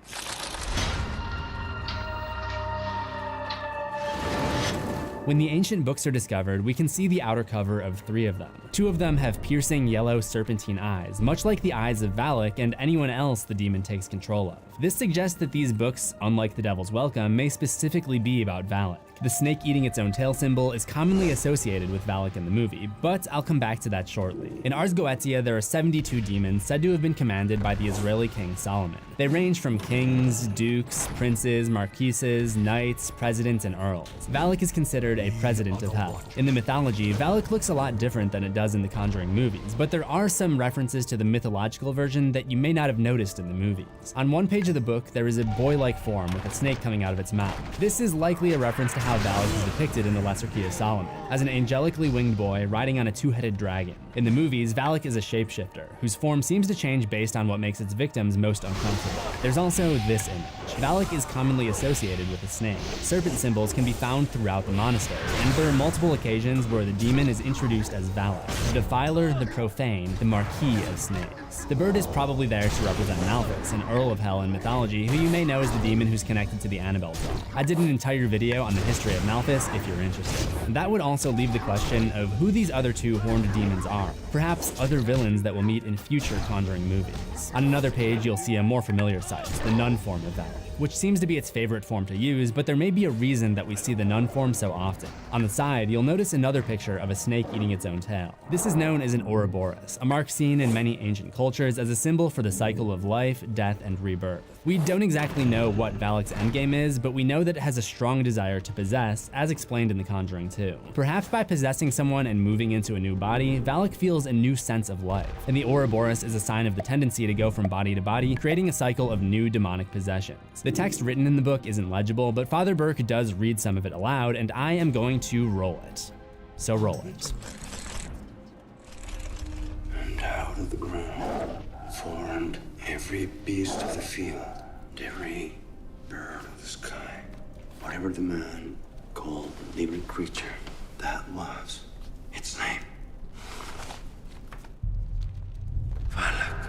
This passage is part of the biblical text of Genesis 2:19, so I looked up the meaning of that passage and found the following. The act of naming something is meaningful in the book of Genesis. This often implies rule and responsibility over that thing. This may explain why Lorraine is eventually able to defeat Valak, but we'll get there when we get there. Now you may be thinking, this Valak guy sounds like kind of a bad dude going around and possessing people and crap. I mean, who would actually want to summon Valak? If we go back to the mythological readings of Ars Goetia, it describes the benefits of calling upon this malevolent force. He perfectly locates hidden treasure and finds where serpents may be hiding, which he delivers onto the hands of the conjurer. Valak is void of any force or strength, but has dominion over 30 legions of devils. If this holds true for the Conjuring version of Valak, it explains why the Duke of St. Carta built this fortress and tried so hard to summon Valak there. He was driven by the allure of power and riches. The book also associates a sigil, or a symbol considered to have magical power, to each of the 72 demons. If you've seen Hereditary, you may recognize the necklace as an example of this. They don't lean too hard on this in The Conjuring, but I did notice that the summoning ground inside the Abbey almost seems to resemble the sigil of Valak.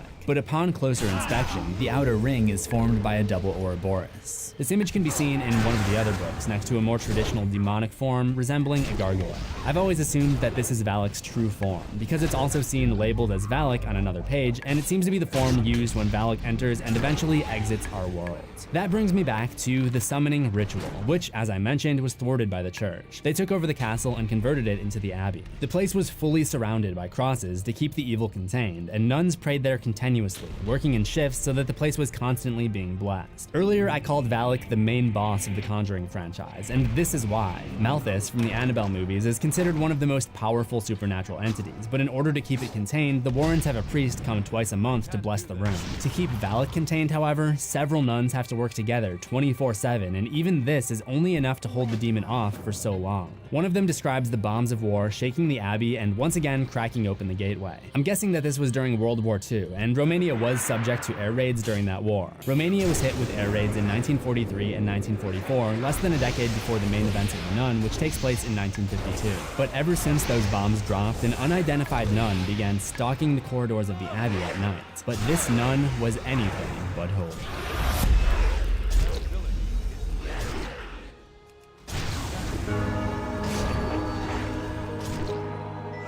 As perhaps the most powerful entity in the world of The Conjuring, with the ability to take on any form, why does Valak so often choose to become a simple nun? Why not a creepy clown, or mummy, or Coraline's mom? The answer lies in its setting. It's something unholy. It takes on different forms to deceive us and prey on our weaknesses. Valak uses the nun form to blend in with the order and eventually purge or corrupt each of them. This could be the reason that the nuns are generally never supposed to leave the abbey, so they cannot be a vessel for Valak's escape. It was likely just after Valak was released, but before they realized that Valak was among them and locked the place down, when Sister Charlotte visited the abbey. While she doesn't personally encounter Valak, she does have kind of a close call, since it seems to appear in the background of her photo. One by one, Valak picks off each of the remaining nuns until only 2 remain. They go into the dungeon area where the gateway is to try to retrieve a relic that they believe will save them. But when Valak quickly strikes down the elder of the 2, the lone survivor must give herself up so that the demonic presence does not have a vessel to escape in. Not long after, a delivery guy named Maurice, most people just call him Frenchie, discovers the remains, and word gets around to the Vatican that trouble is afoot in Romania. They send one of their best priests, Father Burke, and an inexperienced novitiate, or nun in training, named Irene Palmer to investigate. Valak watches them as they arrive, and somehow the scene of the incident is still fresh. Valak continues to haunt the premises, but the ghosts of the nuns that inhabited it still linger. So when Sister Irene and Father Burke speak to the Reverend Mother, the highest ranking nun in the convent, I'm assuming that this is actually Valak, posing as the Reverend Mother, because the throne she's sitting on has an Ouroboros on it. She tells them that the nuns are about to take a vow of silence for the evening, but they can stay over and speak to them in the morning. This may be part of Valak's plan to try to eliminate Burke and possess Irene during the night. As Frenchie heads back to the town after escorting them, Valak uses a variety of scary forms to send him running so that he's unlikely to want to come back for them, including this thing. If we're doing spin-offs on every character that appears, we gotta do this guy. Burke is awoken by what appears to be a boy he performed a failed exorcism on years ago. When he catches up to him, a snake slithers out of the boy's mouth and comes for Burke, knocking him back into an open casket, which becomes instantly buried by Valak's magic. Next, Sister Irene is lured out of bed into the chapel, where she sees the demon's shadow circle around her until it gets to the mirror, and appears in a corporeal form behind her, but only in the reflection, before it roars at her and shatters the mirror. Valak appeared to them each in different forms because it represents that which they have yet to overcome. For Burke, he hasn't stopped feeling guilty about the child he was unable to save, so Valak appears as that child to prey on his weakness. For Irene, it appears as the nun, because she hasn't made the commitment to take her vows yet. They are each confronted by a challenge that they have yet to overcome. Irene hears a bell ringing in the graveyard, signifying that Burke had been buried alive and was using his lifeline. You should learn from his example, and when you do, make sure you hit all notifications. The next morning, they come back to speak with the nuns, not realizing that there are none remaining. Like N-O-N-E nun. I assume that Valak is the one to open the gate for them, and probably also the one to close it that evening, locking Irene inside for another night. As Father Burke studies the map, Valak, this time posing as the abbess, tells him that he won't find another way in. It's too late, Father.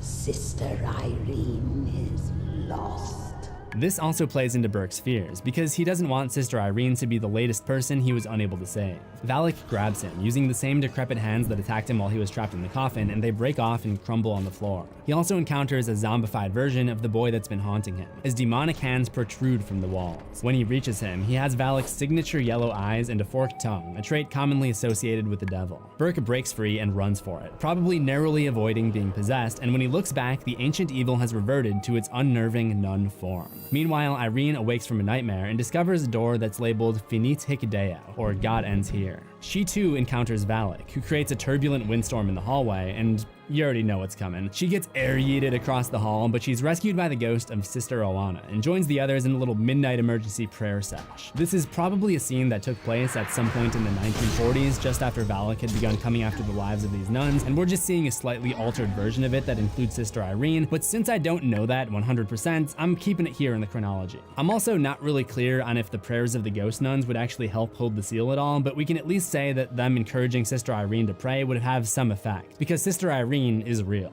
It doesn't come without cost though, because Valak makes like that goth girl you dated in college and scratches a pentagram into her back. Burke and Frenchie team up against a reanimated version of Sister Victoria. Based on what we know from Ed and Lorraine's various lectures, this isn't possession, because the demon would need a soul in order to possess someone, and that would defeat the purpose of Sister Victoria's sacrifice. So what's probably going on here is that Valak is just moving around her body the same way that Malthus moves around the Annabelle doll.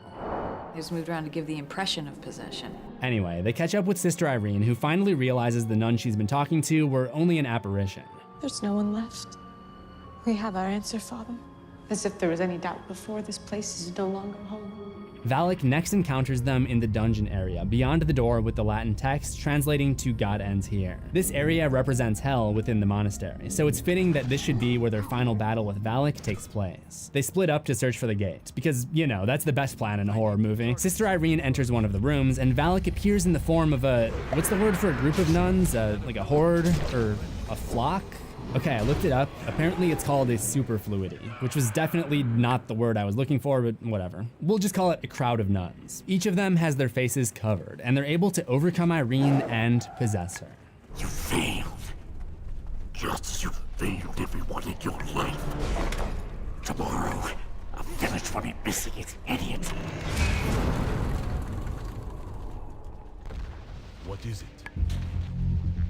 We serve so others. Irene's apparent possession does not last long, as Frenchie kicks down the door and encounters the possessed Irene, who air yeets him into a pillar. We've seen a lot of air yeeting in this franchise, and really just in this era of horror in general, but that one looks kind of painful.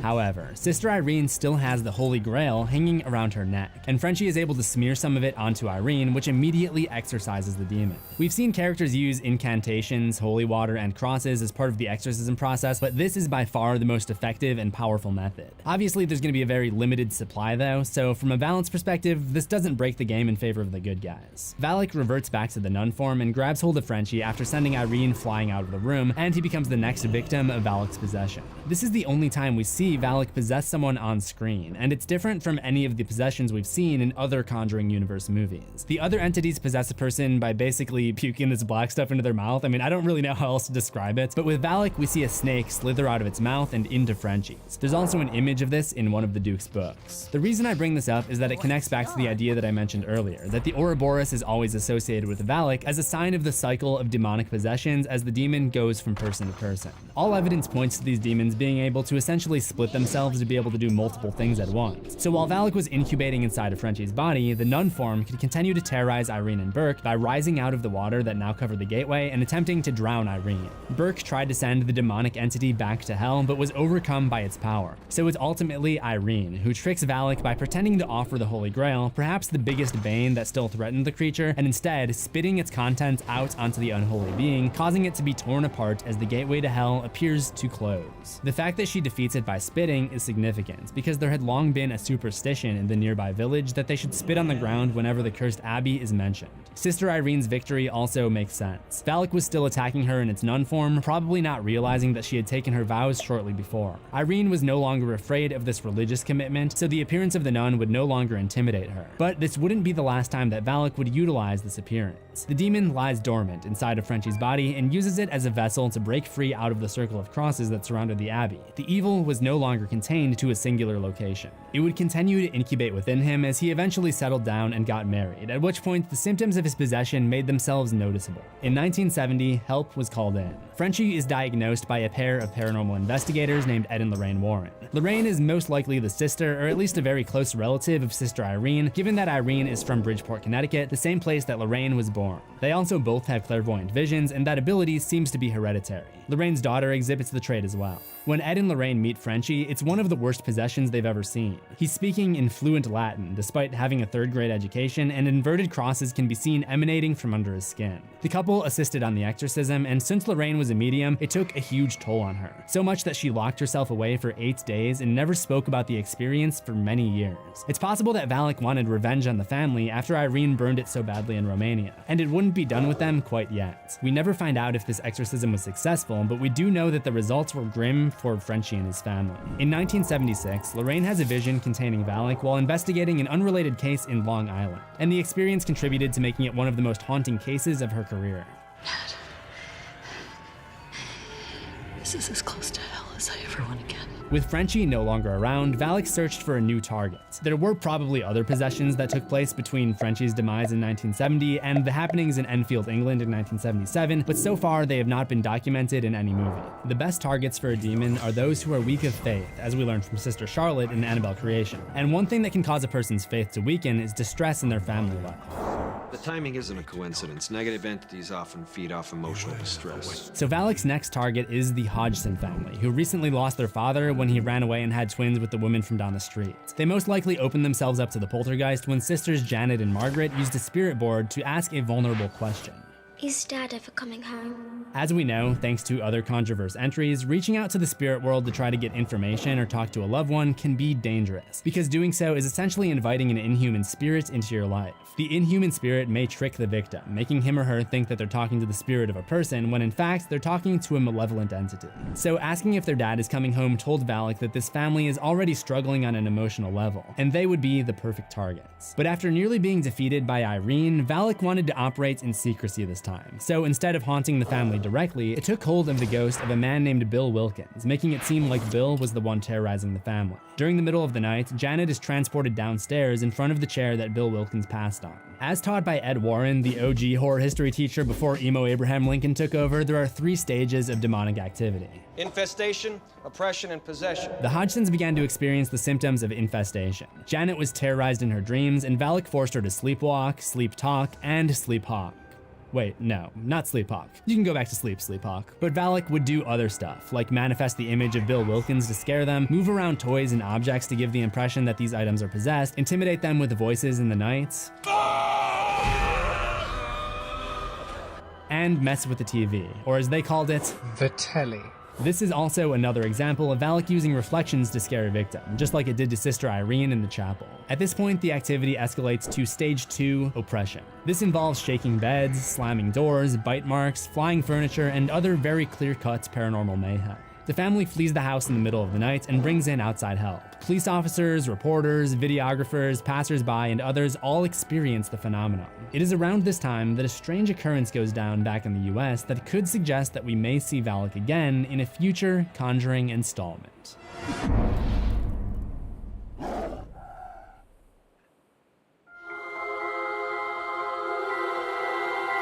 While Valak was making the Hodgson family more miserable in the United Kingdom, Lorraine was growing more paranoid over in the United States. Ed had seen Valak in a dream, which caused him to create a painting of the creepy nun, and Lorraine would have a vision of her own. There's also a scene where Judy is frozen by the disturbing image of Valak, though it's not entirely clear if this was all part of Lorraine's vision, or if they both were able to see Valak. I have the sense that Judy does see Valak though, because the name appears multiple times in her artwork. Lorraine would also discover the demon's name in her own vision. As the Enfield poltergeist gets more and more attention in the media, Valak would hide behind the ghost of the old man, Bill Wilkins. From my understanding of the events, it essentially used Bill as a shield, commanding his voice and in some cases his appearance, and this also made it so that Valak's demonic energy would not be picked up on by a medium. Listen to the way that Janet would eventually describe the phenomenon. Does it feel like it's coming from inside you? No. More like it's coming from behind me. Like I'm being used. But Bill was not the only facade that the inhuman spirit would use to its advantage. The Hodgson's youngest son, Billy, has a zoetrope toy that tells the nursery rhyme of the Crooked Man. Billy used to sing along with it in order to work on improving his speech impediment, but he never quite overcame it. Valak tends to use the form of whatever its subject has not overcome. So when Billy is alone, Valak appears to him as the Crooked Man. What's not entirely explained is if the Crooked Man once existed as a separate entity like Bill Wilkins, or if it was just Valak taking the form that it saw on the toy. I'm guessing the Crooked Man is a separate entity though, based on this line from Ed.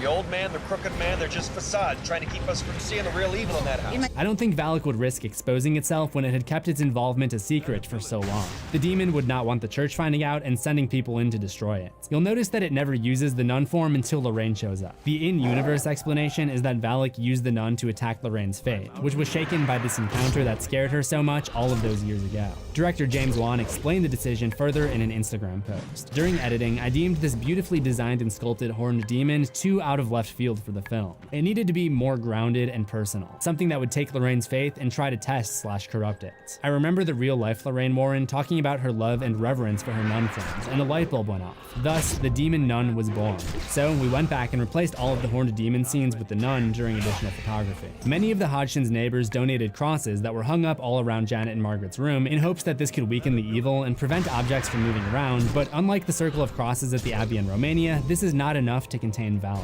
The case would eventually gain enough notoriety that the church decides to send Ed and Lorraine across the sea to see what's up. When they arrive, Valak remembers them and hopes to get Bill to scare them away. It said it wants to hurt you. When did it say that? Right now. On December 21st, 1977, they perform a test to see if the spirit haunting the house was speaking through Janet or if she was just making the noises on her own. They're unable to determine that it was all Janet, but Lorraine is still skeptical because she doesn't sense any presence in the house. That night, Janet is transported in her sleep to the first floor ceiling where she sees old man Bill sitting up on his chair. He gets up and goes upstairs. Then she's pulled upwards into her room, the room where most of the paranormal instances had taken place. Valak's presence causes all of the crosses in the room to invert, and Janet encounters old man Bill, who has the yellow glowing eyes of the demon. Ed and Lorraine get into the room in time to rescue Janet from being suffocated at the foot of a window curtain. A day later, on the 22nd, Ed helps fix a floor in the basement of the house where Valak rises again. It first looks as if it's going to attack Ed, and I surmise this is in order to lure Mrs. Hodgson into the flooded area where it can then attack and bite her in the arm. This attack strategy isn't random. Valak wants to freak out the family and isolate them by making it look like they're just making the whole thing up. When Ed finds the retainer with the teeth, or as they call them in the UK, teeth, that line up with the bite mark on Peggy's arm, he's going to question if it was placed there by a supernatural entity or if it was planted there by Peggy herself to sell the story.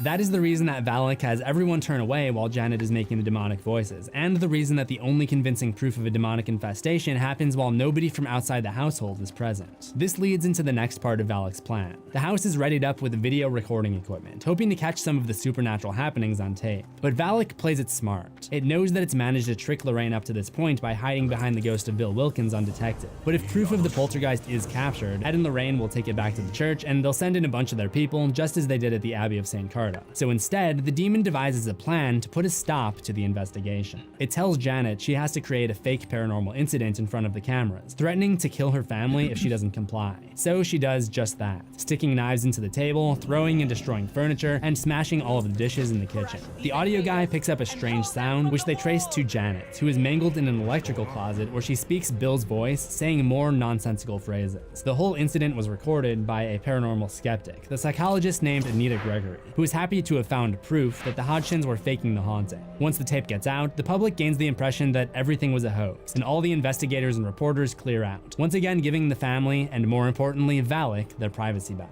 Luckily for the Hodgsons, Ed figures out that Bill Wilkins was trying to covertly send a message by overlapping the two audio recordings. No, please, it won't let me go. Upon hearing this, Lorraine has another vision, where she speaks to the real Bill Wilkins and gains an understanding of the true nature of Valak's presence for the first time.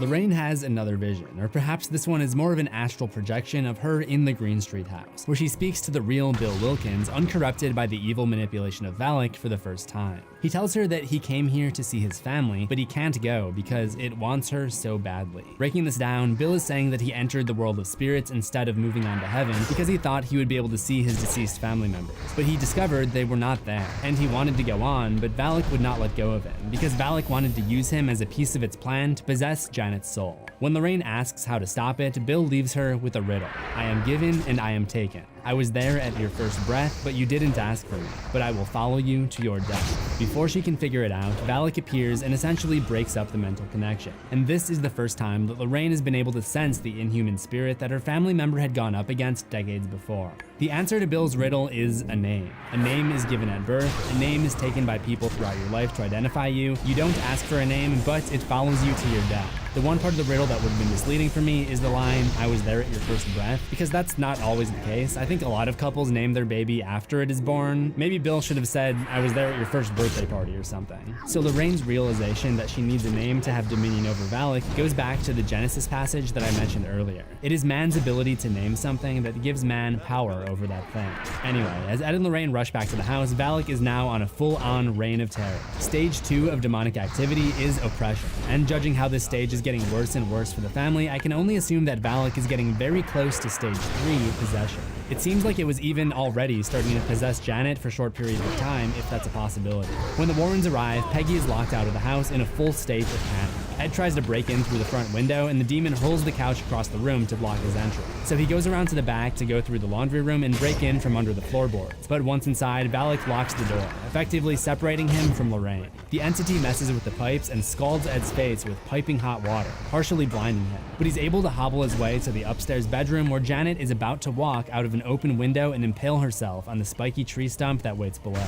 I'm not entirely sure why Valak would do this, since we've kind of established that when someone dies, a demon can no longer possess them, and it's pretty clear that Valak's main goal is to possess her. But as I have in other videos, I'll attempt to justify why Valak might have behaved like this. In Annabelle, we saw in the book The Devil's Welcome that Valak and Malthus are just two of the many demons detailed that all answer to Belial, who is basically the leader of all demons. We can even see Valak's symbol, the Ouroboros, appear way back in that movie. We've also seen in both Annabelle and The Nun that summoning these demons from hell usually involves making a human sacrifice, along with some kind of spell. Maybe this was all part of Valak's plan to summon another demonic presence, possibly Belial. Ed catches her before this can happen, but this leaves him at risk to fall out of the window himself. Lorraine comes in and finds Valak standing in the corner as Ed tries to reel in Janet. She runs to save Ed, but Valak's scream easily sends her flying backwards into the wall. However, she uses the demon's name to gain dominion over it.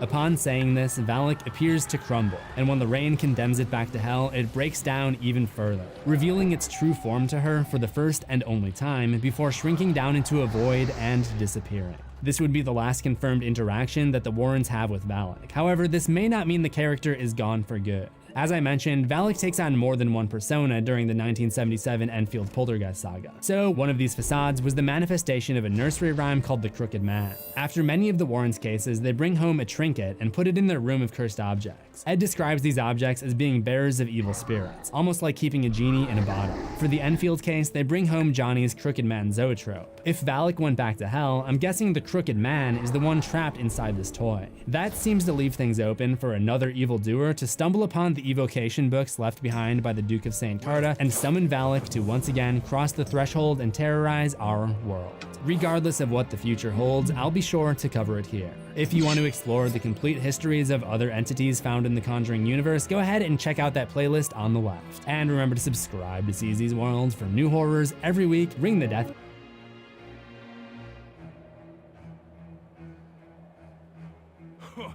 The Yongo warlord shows his face.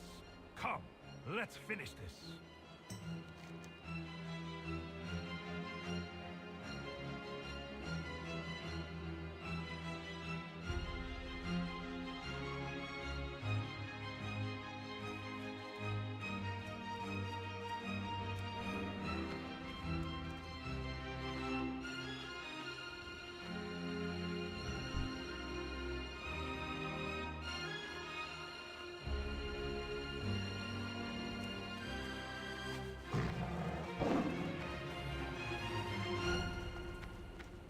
It's too far away.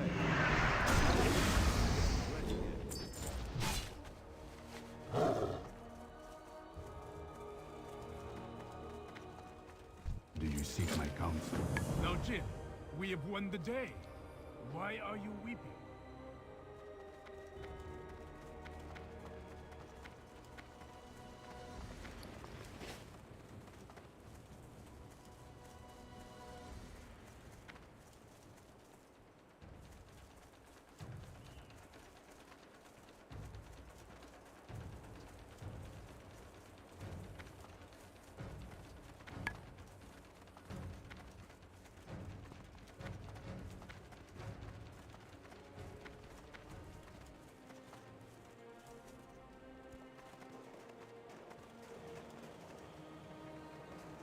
We meet again.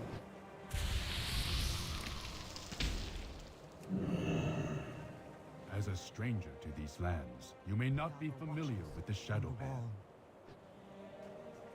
Our charge is an ancient one, dating back to the time of Shao Hao, our founder and the last emperor of Pandaria. Dark energies embrace this land. Anger, hatred, fear, doubt. These negative emotions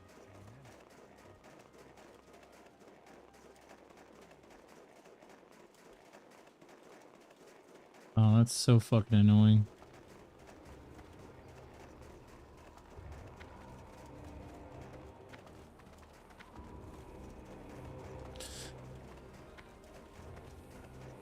If you don't know where to start in Top Heroes World, the Springland is a great place to start. There are low-level enemies and villages with free healing wells. Save Flame Hall until level 20 plus. Trust me, those lava traps wreck new players. If you need gear, Silent Marsh drops poison-resistant boots, but watch for ambushes in the fog. Is Savix the killer of World of Warcraft PvP? Okay, before we get into anything, So guys, if you don't know Benruki's like a big retail early, Andy. I saw that I was He's a big tagged, and PvPer. yesterday I had to burn some. Savix is on full blast from the WoW PvP haters once again. Dude, people love to get mad at Savix about retail. It's hilarious. Insects off from the world. And in turn, he likes to get mad at them, and it's quite entertaining. The Warcraft section, and there's this mega fanboy that used to love my videos, but he's sad that I'm not playing WoW anymore and that I left before I started playing solo queue. Solo queue is something I fought for back in like 2014 Dude, this drama is so old. 17. And then I made a video saying that I don't care about PvP anymore. I'm moving on, and I asked Blizzard not to make solo queue anymore, right? I literally said, in fact, I told everyone to scrap the idea because it's going to be executed poorly. I'm happy. I'm happy they ended up going with it because personally, I do like solo queue, and I think it's brought a lot of people into the game. And I do think it was a good idea to begin with. But yeah, what did Barndor say? He says, I love the Savix videos where he bugged WoW for solo queue. Then when it came out, he abandoned the game. I don't know how I feel about like, solo bro, queue. I feel like I solo can't help queue- but feel like people can stop playing the game. Like, nobody has to play the game. I feel like solo queue. I think I wanted it at the time too, but seeing the result of solo queue, I think is bad. Like, the result is there's way less participation in threes because it's harder to find teammates, because a lot of people are just spamming solo queue. But it lets people just play the game, which is really nice. But I think it does kill. It like kills the game in a sense, but it lets people play just by themselves. So it's like kind of weird. Like, the struggle to find partners for 3v3 is a part of the game that I experience and almost every player experience, and it is an experience in the game. But WoW has changed so much to, like, it's not a real MMORPG anymore, where, like, you know, if you're looking at MoP, if you're looking at Kata, Wrath, Classic, like, these are real MMOs still. Ever since Legion, the game has been very, like, Zoomer-based, like, buy this, buy that, blah, blah, blah. And you know, queue up by yourself, do everything by yourself. It's less of a community-based thing. So I think solo queue does belong in retail, but I do think it killed, like, the struggle to find partners, which is a part of the experience of playing World of Warcraft, which kind of does suck, but everyone does have to go through it. But it's like a hardship that is almost necessary, kind of like builds your character and gives you experiences. is a good social thing. But at this point, WoW, retail WoW isn't really like a big social thing. In some senses it is, but not how it used to be. You know, people don't hang out in Duratar all the time. Maybe Gold Shard or Goon. I feel that, but that's about it. And so yeah, I feel like it's good for retail, but I think in turn it did kill the queues a bit anyway. And I think Savix probably, you know, Savix, there's a few people that thought solo queue would be a good idea. And I think it's hilarious that, like, the idea that Savix is solely responsible for it, good or bad, is just hilarious, you know? Like, all the histories are there. You're welcome. I stated in this video right here. You guys can go look at the tweet and watch it if you want, but like Quinn liked it, everyone liked it. I'm basically roasting all these clowns, right? Dude, I need because I don't like chapstick. misinformation. And then I popped the stream on, and then... Where the hell's some chapstick? Well, this guy was saying that I shouldn't tackle these... You can say retard in Twitch now, right? I usually don't say it, but in this case... Hearing Savix say retard is crazy. Let's call them retards, because I'm pissed off. God. Oh my God! Are retarded, Oh okay? my god! Yeah, usually I don't say bad words, but we get to call these guys retards, because they are. All right. Dude, he's been wanting to say that for a while, huh? And I said I'm not a fan of people creating their own illusions or spreading misinformation. And this guy tries to be a smart ass. To say that for a while is crazy. These are what... Oh and my god, looks up that's so solo funny. queue and tags me from 2017, 2018, and 2000. These dates are so old, guys. Okay, this is not the year, but you get my point, right? And I was just replying to him before the stream. Watch the video I linked, idiot. Those tweets are from 2016 and 17. Dude, Savix hates this drama. This is so funny. I updated everyone and how I... Dude, Savix thinks proof matters, man. People are just gonna... Like, the thing is, in today's day and age, people are just gonna have whatever narrative they want. Like, you could literally show someone perfect evidence that they're wrong, and they won't believe you. They still will try to argue against you. It's like one of the worst characteristics of humans. It's like, even if you know you're wrong, you still... Some people actually just can't change their mind. And they'll just double down, triple down, quadruple down. Just sound dumber and dumber. Like, it's insane. Oh, fuck. I'm Mindy, and I'm a meathead. It was an interesting childhood. She just couldn't get enough of meat. It wasn't easy being a meathead. Now it is. Meat for real meatheads. Yumbo. People want to see the best. My family loves you. Let's get it on. Let them see the happy I fell in love with.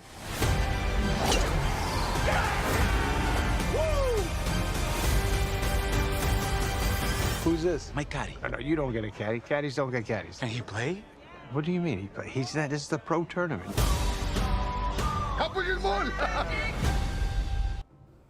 Moved on, but you're clearly blind and only see what you want to see.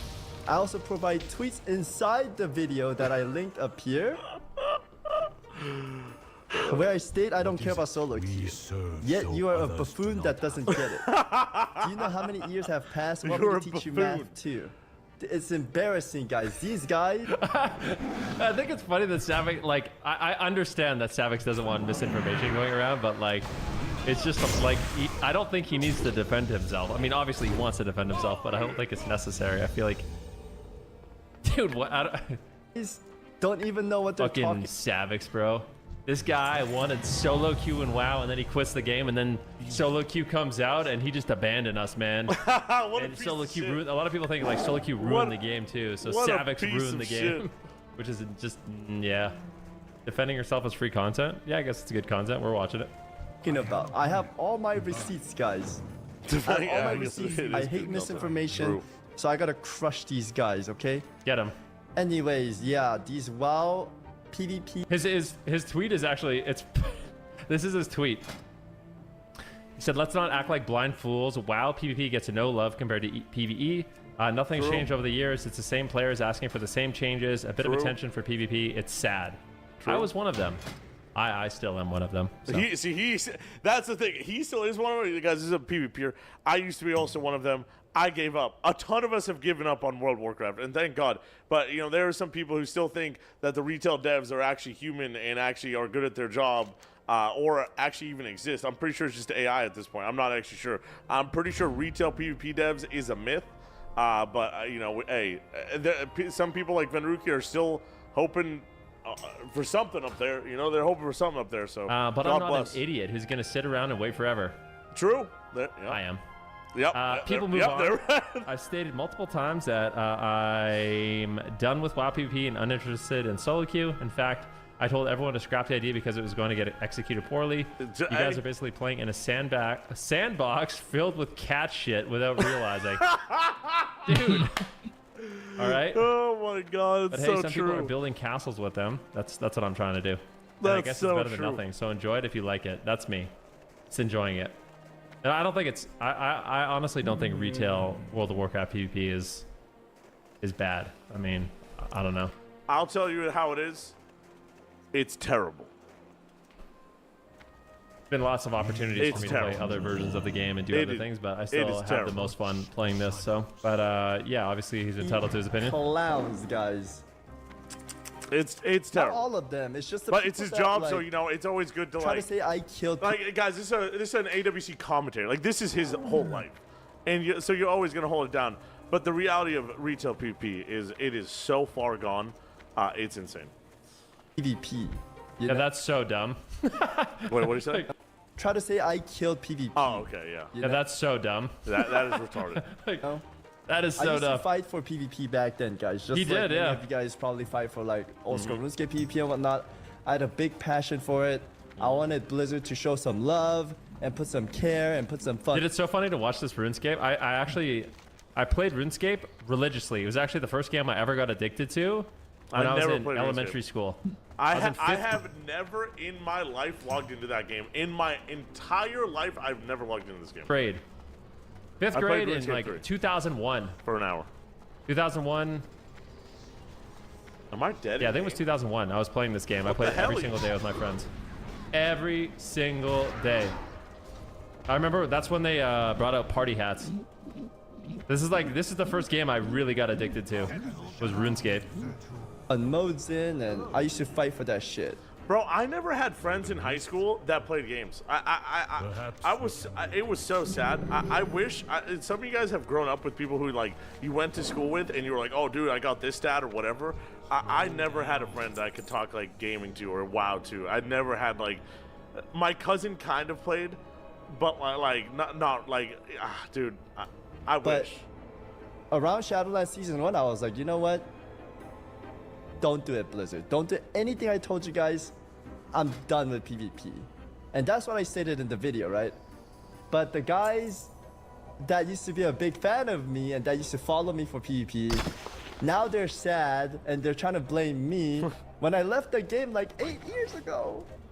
And I stopped fighting for anything. Dude, has he actually not been playing for 8 years? I guess it doesn't feel like that because he's still playing Classic a lot, right? But like, He probably did hasn't played quit retail. retail I haven't 8 played years retail, ago? That's like- crazy.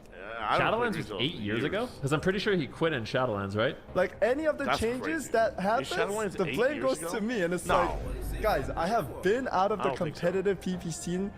Getting all your daily nutrients is hard work. But nutrition gaps in your diet are inevitable. But there's an easier way to fill them. Meet Gruns. Gruns. The snackable, packable wellness gummy that packs the comprehensive nutrition you need into this guy right here. Gruns loads a complete serving of fruits, veggies, adaptogens, vitamins, minerals, super mushrooms, prebiotics, and antioxidants like organic kale, spirulina, broccoli, beet, lemon, apple, tomato, blueberry, shiitake mushroom, strawberries, and more in every pack. So I can snack on these instead of all of this? Yep. But how did Grun get everything you need in here and make it taste delicious? Mine hypothesis? The real fruit flavor is what makes these little bears also delicious. And unlike other sneaky snacks that hide added sugars and only pretend to be healthy, Gruns has only 3 grams of added sugar. Is he okay? He really loves the gummies. Every time you pop a Gruns, you help boost your gut health, energy, immunity, recovery, beauty, and cognition. Click the link and level up to to comprehensive wellness with Groons. The unfortunate reality is 9 out of 10 people are deficient in fruits, veggies, vitamins, and minerals. and 74% of people deal with digestive issues. The button sim is that way if you need it. With today's busy schedules and standard diets, nutrition gaps are inevitable. But Groons fills those gaps with an easy, nutrient-dense solution supported by over 35,000 research publications. Whether you're working out, working late, or working on that tan, Groons goes where you go. Most traditional supplements and greens powders take forever to prepare and even longer to clean up. Why does it still look like that? Your guess is as good as mine. That is terrible. It's like little baby diapers. With Groons, just rip, tip, and enjoy. Please, please, not my arm. Don't let us stop you. Honestly, that looks like fun. However you Groons is up to you. With glowing 5-star reviews and a growing community of healthier, happier people, it's time to choose wellness you'll actually look forward to. Click the link and enjoy the very best way to get your greens with Groons. Oh no, we can't. It's forbidden. It can't be forbidden if it's this good. Click the link and have more fun with your thing. Meet Groons.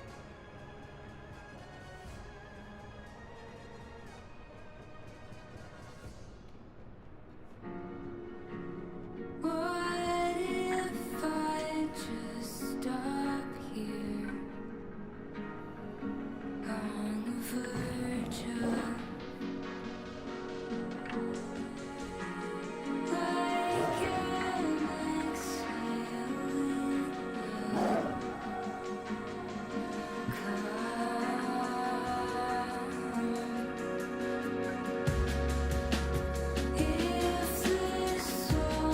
For years, how are you guys still holding on?